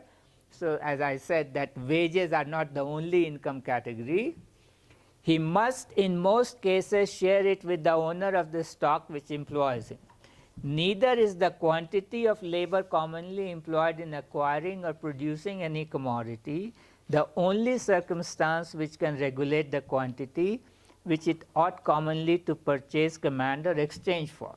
See, so he is saying that once a new income category comes in, wage is not the only one, we have to give up labor theory of value. Ricardo says no. That is where Adam Smith was wrong. It's a fundamental mistake he made. Why? He says, look, let us suppose that a capitalist comes in the hunter-beaver world and asks for a share. Okay? However, the amount, let's suppose that the capital, the instrument or the weapon which the capitalist is giving to the deer hunter as well as the beaver hunter is the same, and both the beaver hunters, deer hunters are working in one day the same amount of labor. So in this case, you can always turn into how much of labor time it took to produce the weapon. Okay? So if it takes weapon plus work to produce deer, takes weapon plus work to produce beaver, if the ratio in which how much labor time took to make the weapon and the work and how much labor time it took to make the weapon and the work into two industries or two sectors, right? If the ratio are the same, so the labor time taken to make the weapon will be called indirect labor time, and the direct work is the direct labor time. So the ratio, so every kind of technique used in production can be reduced to what is called direct and indirect labor time. Direct labor time is the amount you are directly working to produce something. Indirect labor time is the amount of labor time needed to produce all the raw materials and machines, etc., used in the production. Okay? If the ratio of direct to indirect labor time are the same in both the industries, then if somebody takes 10%, then there is no need for the exchange ratio to change, because 10% will give you 10% rate of profit to both the sector. Okay? So you can go on taking more and more share, the rate of profit will increase, but the ratio don't have to change, because both will be getting the same rate of profit. Okay? So just because somebody takes a share will not break the labor theory of value. But what will break the labor theory of value? What will break is that let's suppose the indirect labor time in one industry is large, the ratio of direct to indirect labor time is different, then what will happen? What will happen is that if you can understand it this way, capital labor ratio, you understand that, all of you understand that, capital labor ratio is scientifically speaking wrong to talk in terms of capital labor. However, the economics you learn in which you every day use that capital labor, K by L, something like that. So the basic point is that think in terms of if K by L in every industry is the same, then what will happen is that if the share which the capitalist is taking everywhere, if you raise that share, the rate of profit in every sector will rise by the same percentage, which means that all the sectors will receive equal rate of profit. But if the capital labor ratios are not the same, then what will happen is that if somebody take the share, what will happen is that if you don't change the price, then one industry will have higher rate of profit and another industry will have lower rate of profit. This will cause a problem because competition requires that all the rate of profits must be equal. Because if one industry is having high rate of profit and the low, what will happen? Capital will move from low rate of profit to high rate of profit industry. Prices there must start to fall. Prices here must start to rise. So that movement will make the price ratio change for rate of profit to become equal. This is what Ricardo was arguing, that there will be a problem with labor theory of value, but not because somebody is taking a share, but because of the techniques are different. The direct indirect labor time are not the same in general.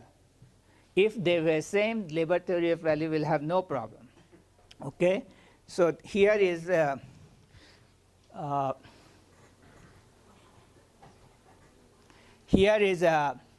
letter which Ricardo is writing to James Mill. So he did not explain this very well in his book, but in this letter he explains it very well, that what is his fundamental difference with Adam Smith. That's what I have explained to you is exactly what he is saying, that I am not saying that labor theory of value is right or wrong that way, but I'm saying that Adam Smith was wrong in saying that if a share goes to profit, labor theory of value is no longer valid. It will be valid, but it will not be valid when the ratio of direct to indirect labor time in every industries are not the same, okay?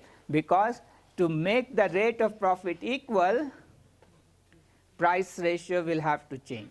So Ricardo basically said that yes, in general the industries don't have equal direct to indirect labor time, and because of that the price ratios will be not according to labor time ratios. He said that there will be a modification, but this modification, once the modification is done, then we can think in terms of what causes the change in prices. That would be the problem for Ricardo. But maybe I should stop here before, and if you could explain this much, it's a little bit difficult, I think. Yeah? Yes. Yeah. Professor, may I ask something? Yes.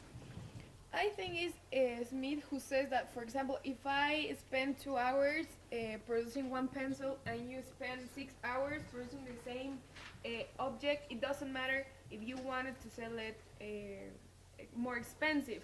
In Spanish, I remember that the book says trabajo socialmente aceptado, which can be social accepted work. That's the concept that you are trying to explain to us? No, But that is a good concept you have just made, because basically it means that, you see, if you are making a pencil in 2 hours and I'm making the same kind of pencil in 6 hours, I'm inefficient, you are efficient. So my pencil will not sell for 3 times more than your pencil. So in general, Marx makes this point more clearly, that in general there is a understanding of socially necessary labor time. There is some kind of an average efficiency is understood. So being lazy will not pay you more, or being inefficient will not pay you more. That's the point you are making. But that's not the point I am making. I'm saying that direct and indirect labor time is a technical factor. Some industries are more capital intensive, some industries are more labor intensive. So if you have that problem, then labor theory of value will not hold, because if you maintain labor theory of value, then the rate of profit in different sectors will not be equal. And so make the rate of profit equal, and competition should make the rate of profit equal. That competition will change the price ratios from different from labor value ratios. Okay?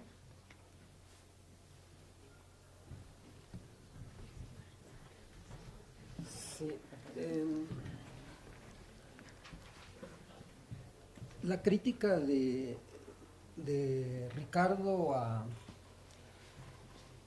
Smith es esa división de trabajo en trabajo comandado y trabajo que está encarnado en el capital fijo, es decir, el trabajo muerto. Ricardo homogeniza, igual que Marx, el trabajo. Marx le llama a ese trabajo homogenizado, solo que Marx lo hace por la vía de la moneda. Y entonces aquí lo que es importante es ese problema de la gravitación, ¿sí?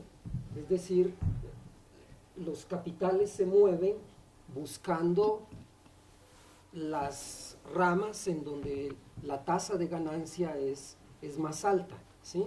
Entonces, si en algunas ramas la tasa de ganancia es más alta, los capitales tienden a moverse hacia allá, y ese problema de la gravitación, por la vía de la competencia, es el que va cerrando la brecha de la que yo hablaba para alcanzar el equilibrio, ¿sí? Esa es la idea fundamental que acaba de formular el profesor. Gracias. El movimiento de los capitales entre las ramas. Y ese problema lo tenemos hoy en día.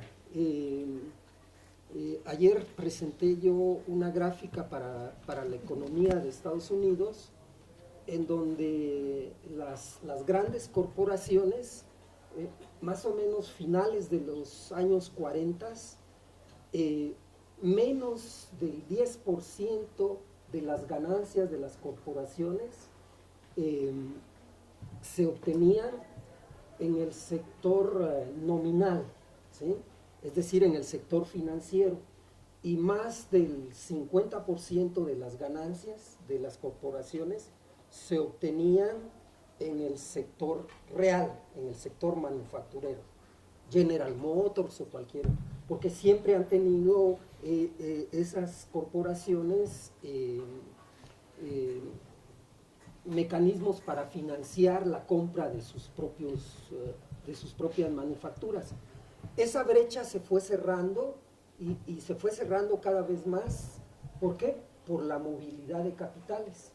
Y hoy que tenemos, bueno, a raíz de los años de la crisis del estancamiento con inflación, de los años 70, se generó lo que hoy es el neoliberalismo empírico, porque el teórico había sido antes con Hayek, y ese neoliberalismo empírico trajo como consecuencia el proceso de financiarización, y ese es un proceso de gravitación, ¿sí? Los capitales hoy en día se mueven al sector nominal y ¿de dónde? Del sector real. ¿Por qué? Porque en el sector real tenemos lo que es la crisis de insuficiencia de demanda y entonces se mueven. ¿Y qué es eso? Pues es lo que acaba de explicar el profesor. Es un proceso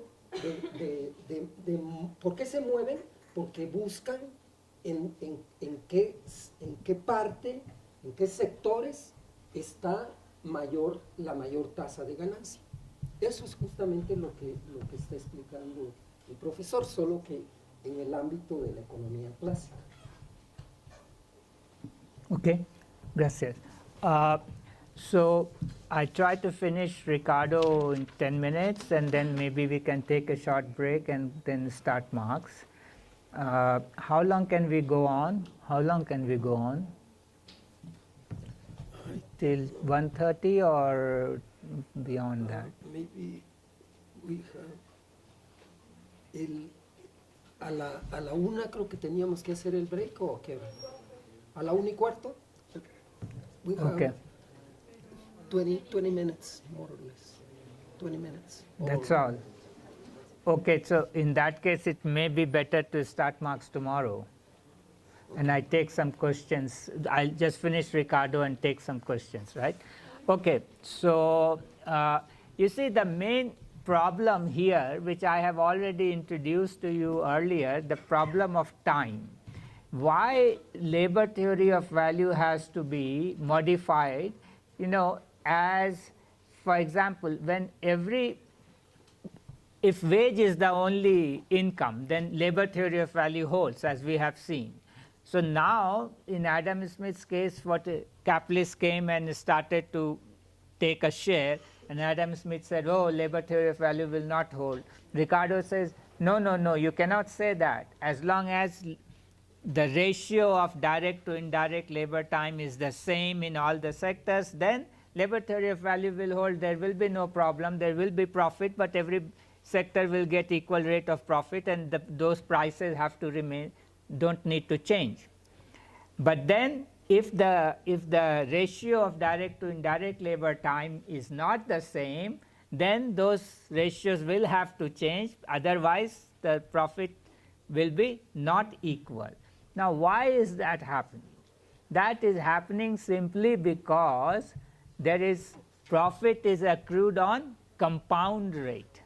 As you know, interest rate you get is compounded. So if you have a capital and you want to reduce it to labor, indirect labor, how do? You go by, okay, to produce this go to the other sector and see how much labor time it took, and go back and back and back and back in time.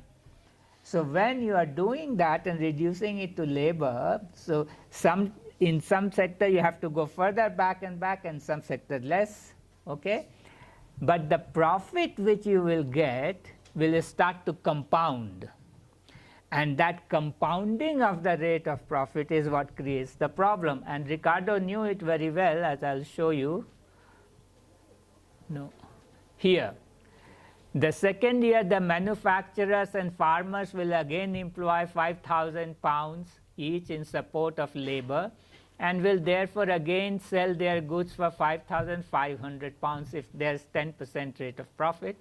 But the men using the machines to be on par with the farmer must not only obtain 5,500 pounds for the equal capital of 5,000 employed on labor, but they must obtain a further sum of 550 pounds for the profit on 5,500 pounds, which they have invested in machinery, and consequently their goods must sell for 6,050 pounds. So it is the compounding of the interest, because what happens is that what you have earned profit in the period t minus 1, you must earn profit in period t on that profit. So it is the compounding of profit, compounding of the interest rate, which is basically related to time, comes in, which starts to deviate.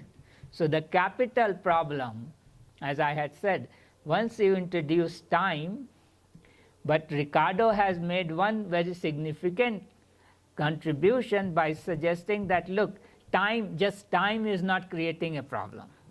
The time must come in a way that they are not equal in industries. This inequality of time structure is what the problem is, not time in itself. Okay? So that's the big contribution Ricardo makes, that labor theory of value gets distorted. Now, once that has happened, Ricardo basically, now there are two things I will discuss here. So it is my understanding that Ricardo says, okay, rate of profit, the ratio will get modified. It's not labor theory of value, but I don't care. Whatever the ratio is, you give equal rate of profit, prices are determined. My problem now is to find out what causes changes in prices. What is the cause what will cause prices to change once I have a set of prices already, natural prices? And he wanted to establish the fact that it would be change in labor time only that will cause the prices to change. Okay? That was he wanted to establish, and that would be his labor theory of value, that it is labor only that causes prices to change. That's the fundamental sole cause of change. But then Ricardo had this problem, that he knew that if you change wages, prices must change. So the change in distribution is changing the prices because of compounding of interest if you don't have equal direct to indirect labor time. So he knows that. And then what he does, he thinks that, this is happening because of the scale problem. He basically thinks that we have to take one commodity, gold or silver or whatever, arbitrarily to measure the changes in prices. But the cause, which is the wage rate differential, is is not only causing other prices change, but it is causing that scale to change as well. And it is since it is affecting the scale, I am getting this result. So if I had the right scale, excuse me, if I had the right scale, then I could show that against that scale, when I change the wages, nothing will change. That's what he was thinking. It is wrong, but that's what the problem is. Scale comes in and becomes a very big problem for Ricardo. Now Sraffa has a different explanation. Sraffa basically said that what Ricardo wanted is that your net income is produced at any level, so you have measured that at given prices. Now when you change the wages, all prices change. Since all prices change, what happens is that the size of the net output changes. So it is one of those problems that you have a pie, okay, apple pie you have made, but then the size of the pie depends upon how you cut it. And that is kind of irrational. So Ricardo was looking for a scale, what he called invariable measure of value, as kind of a scale. If you measure the whole net output, that net output remains constant no matter which way you cut it. Okay? So again, the problem was that there is no scale which is not affected by change of distribution. But we need a scale which is not affected by that. Only then we will know where the change is happening and how much change is happening. And so we have different interpretation. Mine is different from Sraffa, but obviously Sraffa's interpretation is more acceptable than mine. So I am giving you Sraffa's interpretation, which was that the size of the net output should remain constant, and in general, size of the net output will not remain constant, because if you change the wages, all prices will change. So if you take any arbitrary commodity and hold its price constant, against that the whole the size of the net output will keep changing. And that appears to be irrational, because as if you have a pie, by cutting it in different ratios will not change the size of the pie, or should not change the size of the pie. So that was the scale problem, which became very crucial for Ricardo. He spent all his life thinking about it, trying to solve it. In the end, Ricardo died very quickly. In 1823, he had an ear infection, died in 6 days.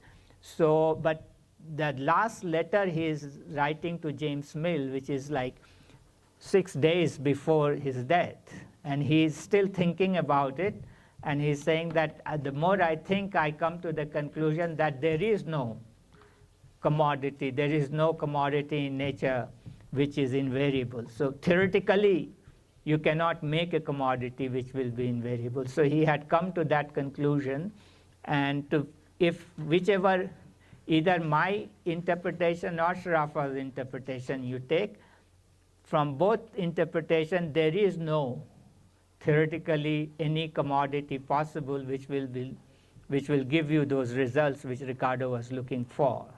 So that is a failure of Ricardo. Marx thinks that Ricardo just got diverted into a secondary problem, and we will get to that.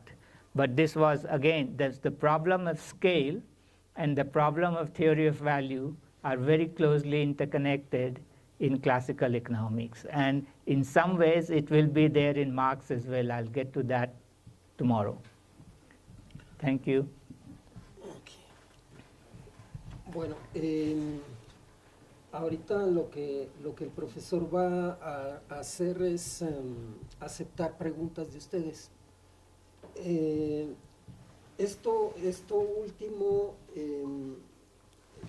es importante porque Ricardo, que acepta la ley de Say, como vimos ayer, la definición de Say y de Ricardo está anclada en que el problema fundamental de la economía es el problema de la distribución. Y cuando hay una variación en la distribución del producto social entre aquellos que contribuyen a crearlo, eso provoca una variación de los precios. Entonces, y una variación de los precios entonces en las distintas ramas. Y entonces para Ricardo el problema fundamental que no lo logró resolver, el problema fundamental era encontrar una medida invariable de valor, ¿sí? Una medida invariable de valor. Ese era el problema fundamental para Ricardo. Sraffa ofrece una solución. El profesor también tiene una propuesta que es menos aceptada que la de Sraffa, pero yo le voy a preguntar al profesor, porque tengo la opinión de que Marx resuelve el problema, es decir, porque Marx incorpora el dinero a la teoría del valor, y en mi opinión esta es una medida invariable de valor. Do you think that this money is the invariable measure of labor? No. No? But we'll get But to that. Ricardo later. doesn't has money into the theory of value. Yeah. But Marx, gold Yeah. is... Yeah, we'll have to talk. That's a more difficult question, right? Okay. That's your question to me. We Yes. start the question and answer session. Okay. So I don't think, you see, the problem of invariable measure of value is not a general problem that one can find. It's a problem which comes within a theoretical problem.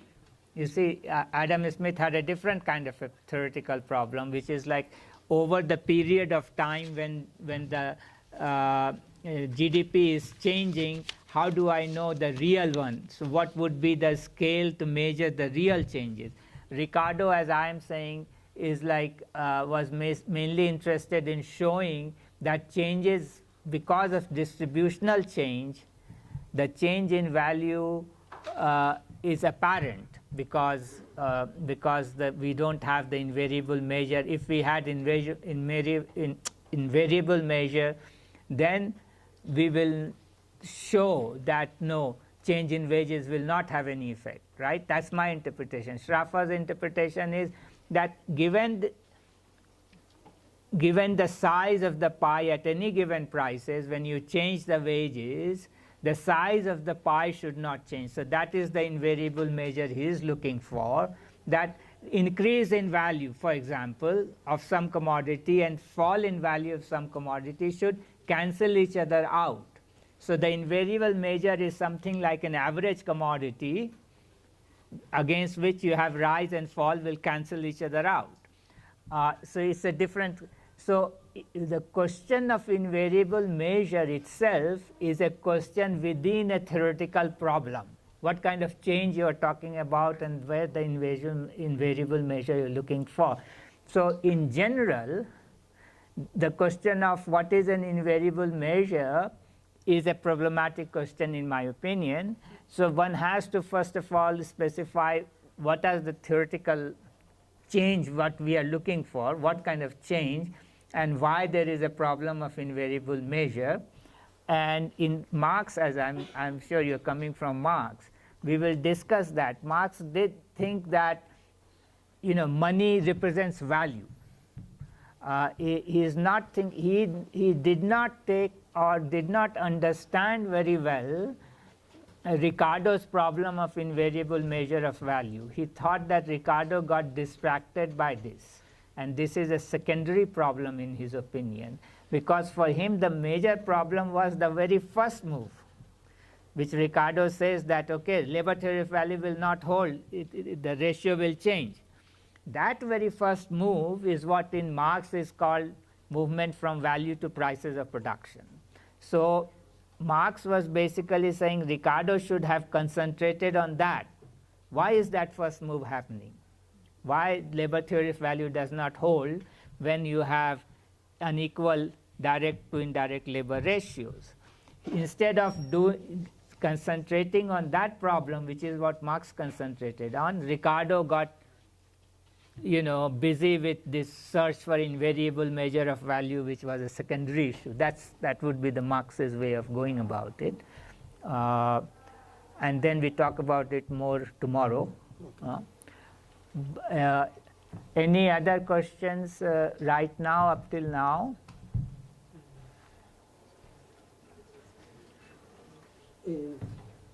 Yes. Through the time, we have very problems about the economy and the mark of the classic, mark of orthodox. Yeah. But nobody asked this question. We go, a common economist is response to these problems, or maybe response to the problems of the actual.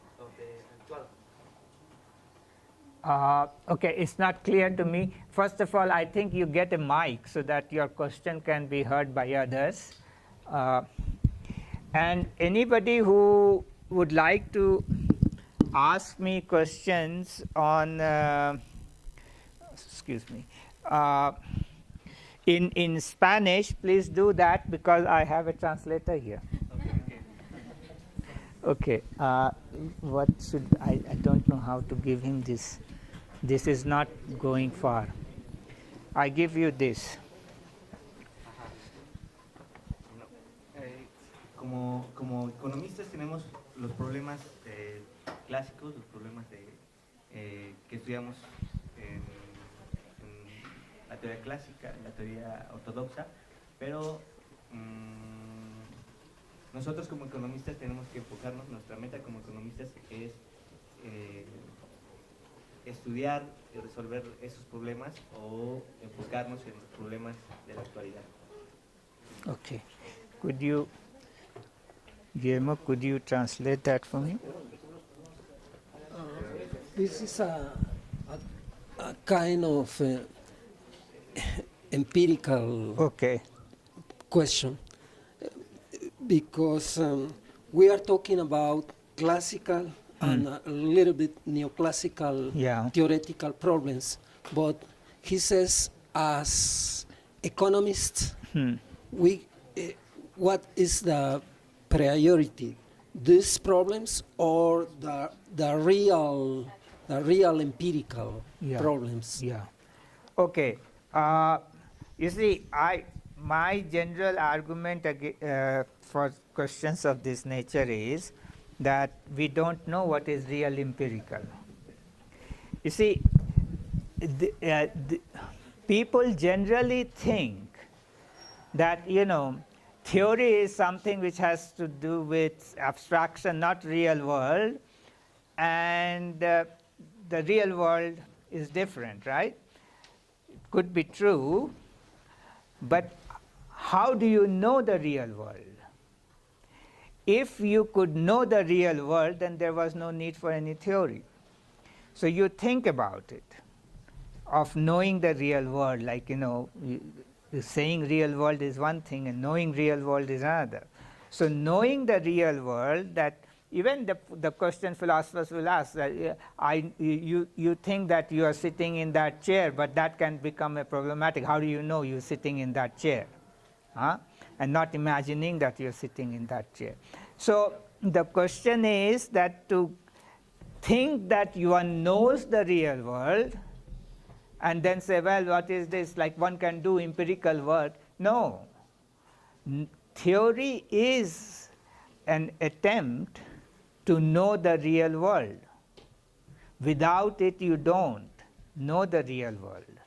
So to think that you know the real world and what is this theory is all about does not have much meaning to me, because most of the people who think that they know the real world, they have some theory in their head, but they're not clear about it. Okay? But that's the only way to know, because the real world does not come to you with the full knowledge of it. Like that is generally considered a revelation. No? Only religious people get that. So otherwise you will have to go through some theory, some process of knowing the real world. So these are the different ways of knowing the real world. Now your question is, which is the better way, the orthodox theory or this theory? Now the question again is not, both the theories could be better ways for different kinds of knowledge. Okay? This kind of a theory is better in the sense of it gives you an understanding of economics within a larger context of socio-historical context. Division of, distribution of income becomes an important issue. So politics becomes an important issue. Within that you understand economics. But if you are just interested in resource allocation problem, then maybe the orthodox economic theory is more developed. Okay? So it depends upon what kind of problems you have in your head, and then what way to go about is a better way. So you need to have the question first, then determine which way to go. But what I'm saying is that there are not only two kinds of ways to go. You can invent your third kind. There are other kinds also there. Okay? So there is nobody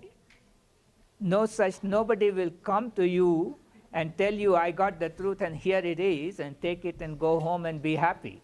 It's not going to happen. You have to figure it out yourself. Yeah.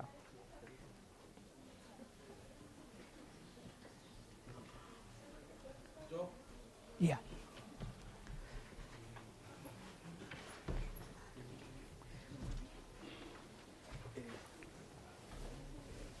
Bueno, la pregunta es,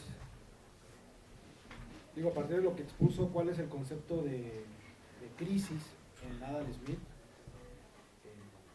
cuál sería el concepto de crisis en el caso de David Ricardo.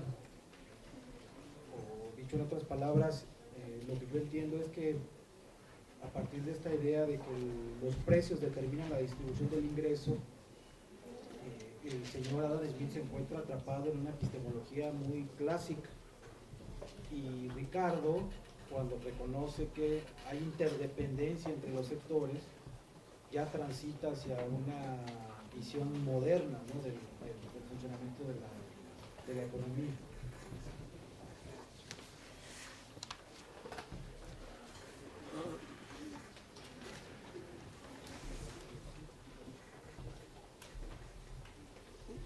What is the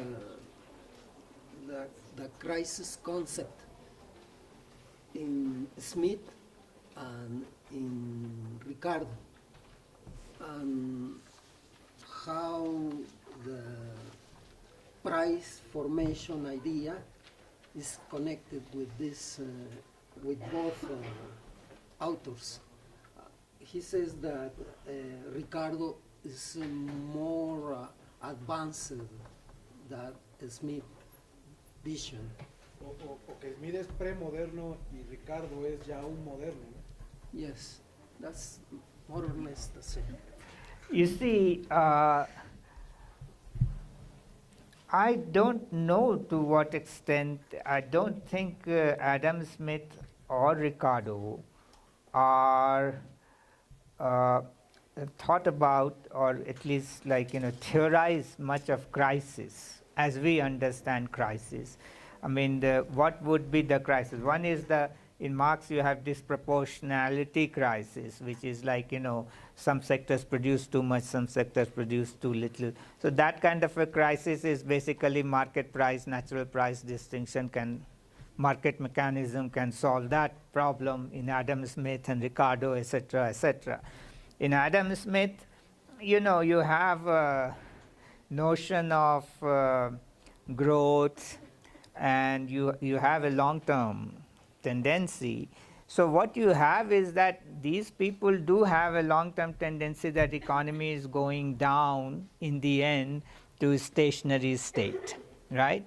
So that would require a lecture to explain the whole thing, so I will not go into that. But that is not a crisis. I mean, that's basically a destiny of all the economy in classical economics, that in the end you will get to this stationary state where the rate of growth will become zero, wages will become subsistence, population rate of growth will become zero, etc., etc. So if you want to look at that long-term trend as crisis, then there is, and that explanation would require a few minutes, 10, 15 minutes of explanation. But in Ricardo, you also have this one aspect which is considered crisis, you can say the unemployment problem sort of crisis. That is the machinery chapter which he added later on in his third edition. But again, I don't see it as an unemployment problem there.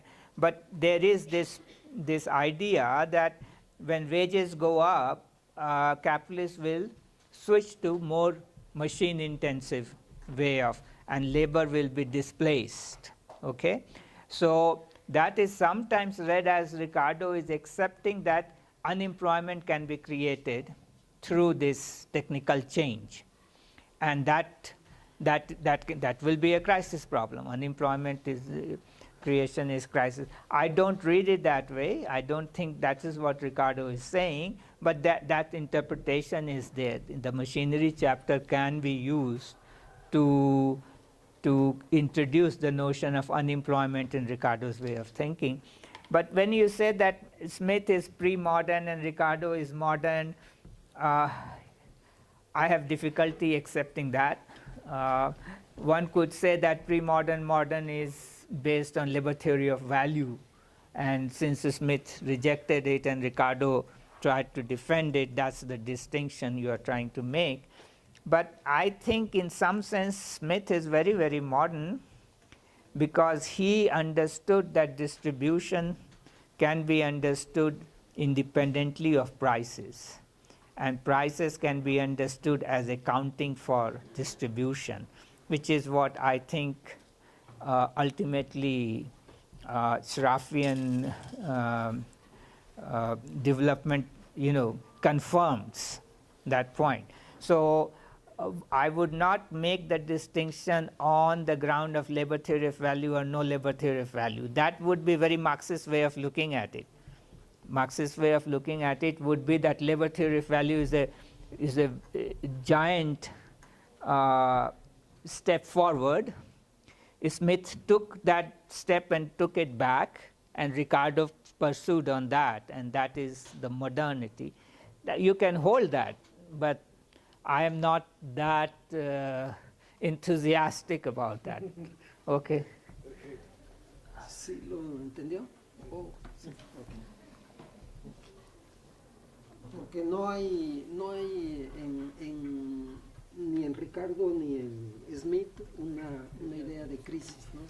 Y luego el otro asunto es que ambos, sí, él no vería a Smith una teoría, sí, básicamente. ¿Más preguntas? Aquí pregunto, chico.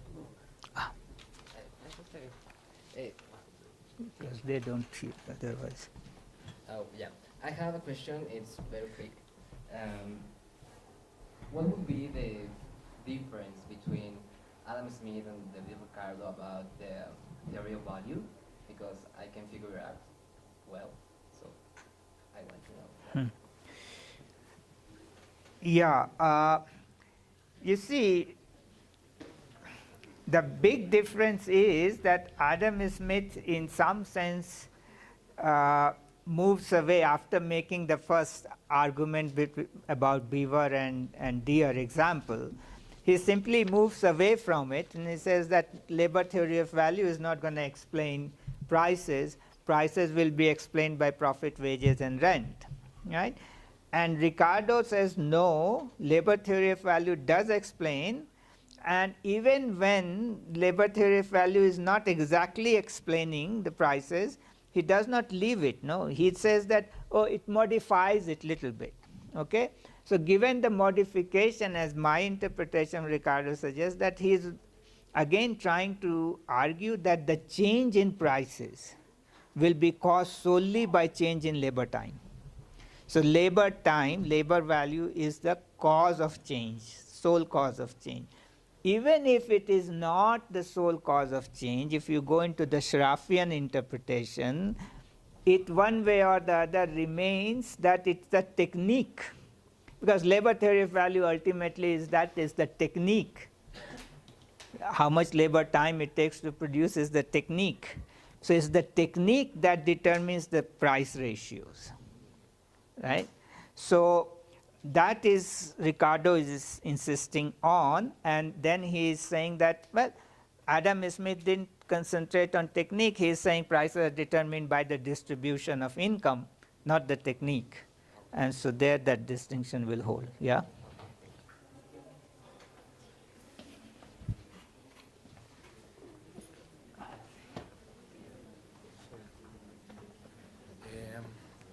Simple question for you. Right now, do you consider that the money is the right value measure? The money is the right or the real value measure? No, I don't. You don't. No. No, you don't understand? Go and ask the whole question, then I'll respond. Ask the whole question, yeah. In English or in Spanish? It depends upon you.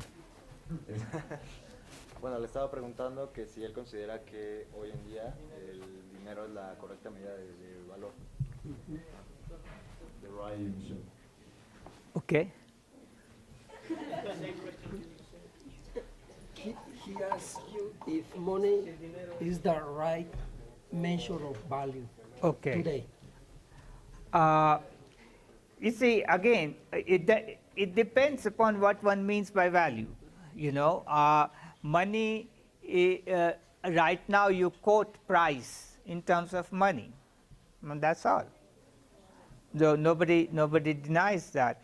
But in terms of what determines prices, you have to have a theory of it. You cannot say money determines prices, because it does not. It's just like giving you what the price is. Now, the problem, I tell you, maybe your question is more serious than I first thought, and that is that can we introduce money into theory of price? You see, that's the big problem. We have not been able to do so. You see, the whole of microeconomics which you learn, general equilibrium theory, does not have money. It takes any commodity as numeraire against which you measure prices. Even in our classical theory, we don't have money. He says Marx brings money. We'll see how good that money is. But the question is that we cannot introduce money. Money, what do we mean by money? Gold is money. Gold is a commodity. Is that money? It can function as money. So anything can function as money in a society. But in general, money has this characteristic that it is a means of deferred payment, which means that you can write contract in terms of money that I will pay you next year, so much of money. Okay? That sort of money is not, we are not able to bring that into a theory of prices because it's just a ratio of exchange. So theory of price is unable to bring in money. Only in macroeconomics, Keynesian economics, they try to introduce money. And that's why there is a problem between Keynesian economics and the rest of the economics, because they have money and the rest of the economics are unable to get the money in there in theory. So it's a very difficult problem. Yeah.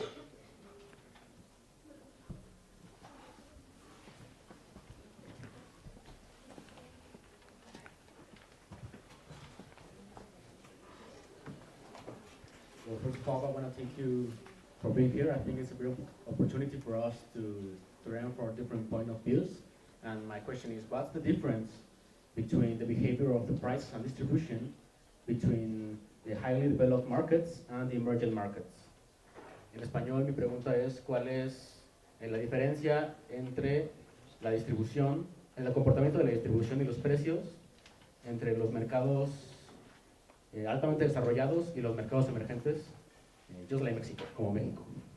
Can you explain a little bit more of your question? What do you mean by emerging markets and highly developed market?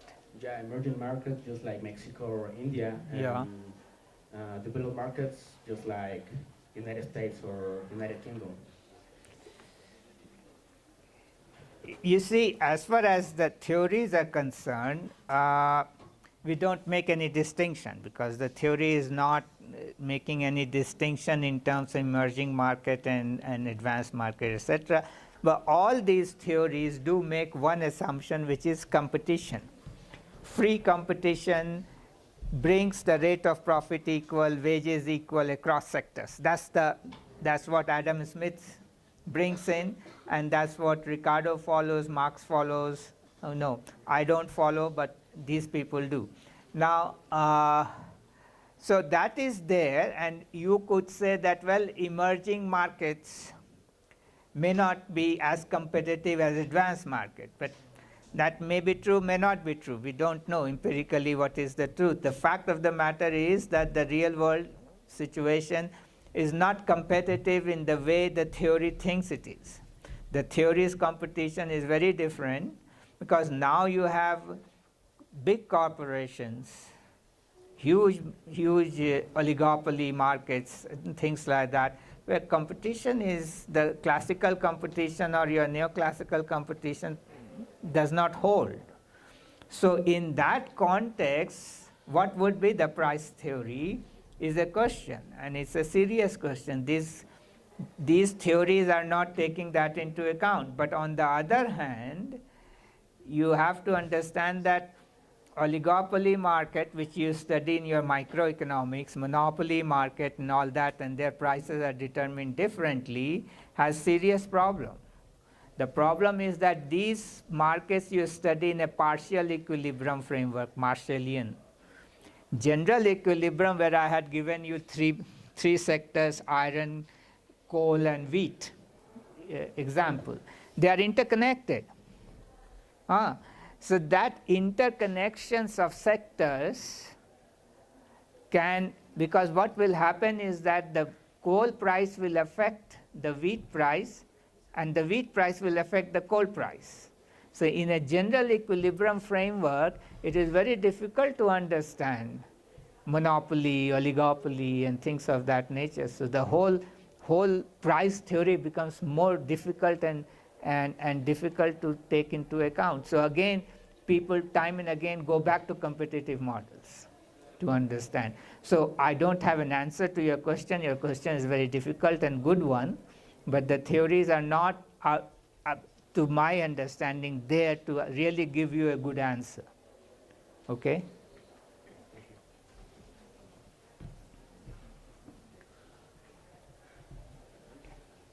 Anyone else?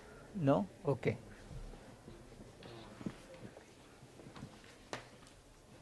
So I think we are done for today. Okay. Well, Bueno, thank you. Mañana continuamos. Maybe you can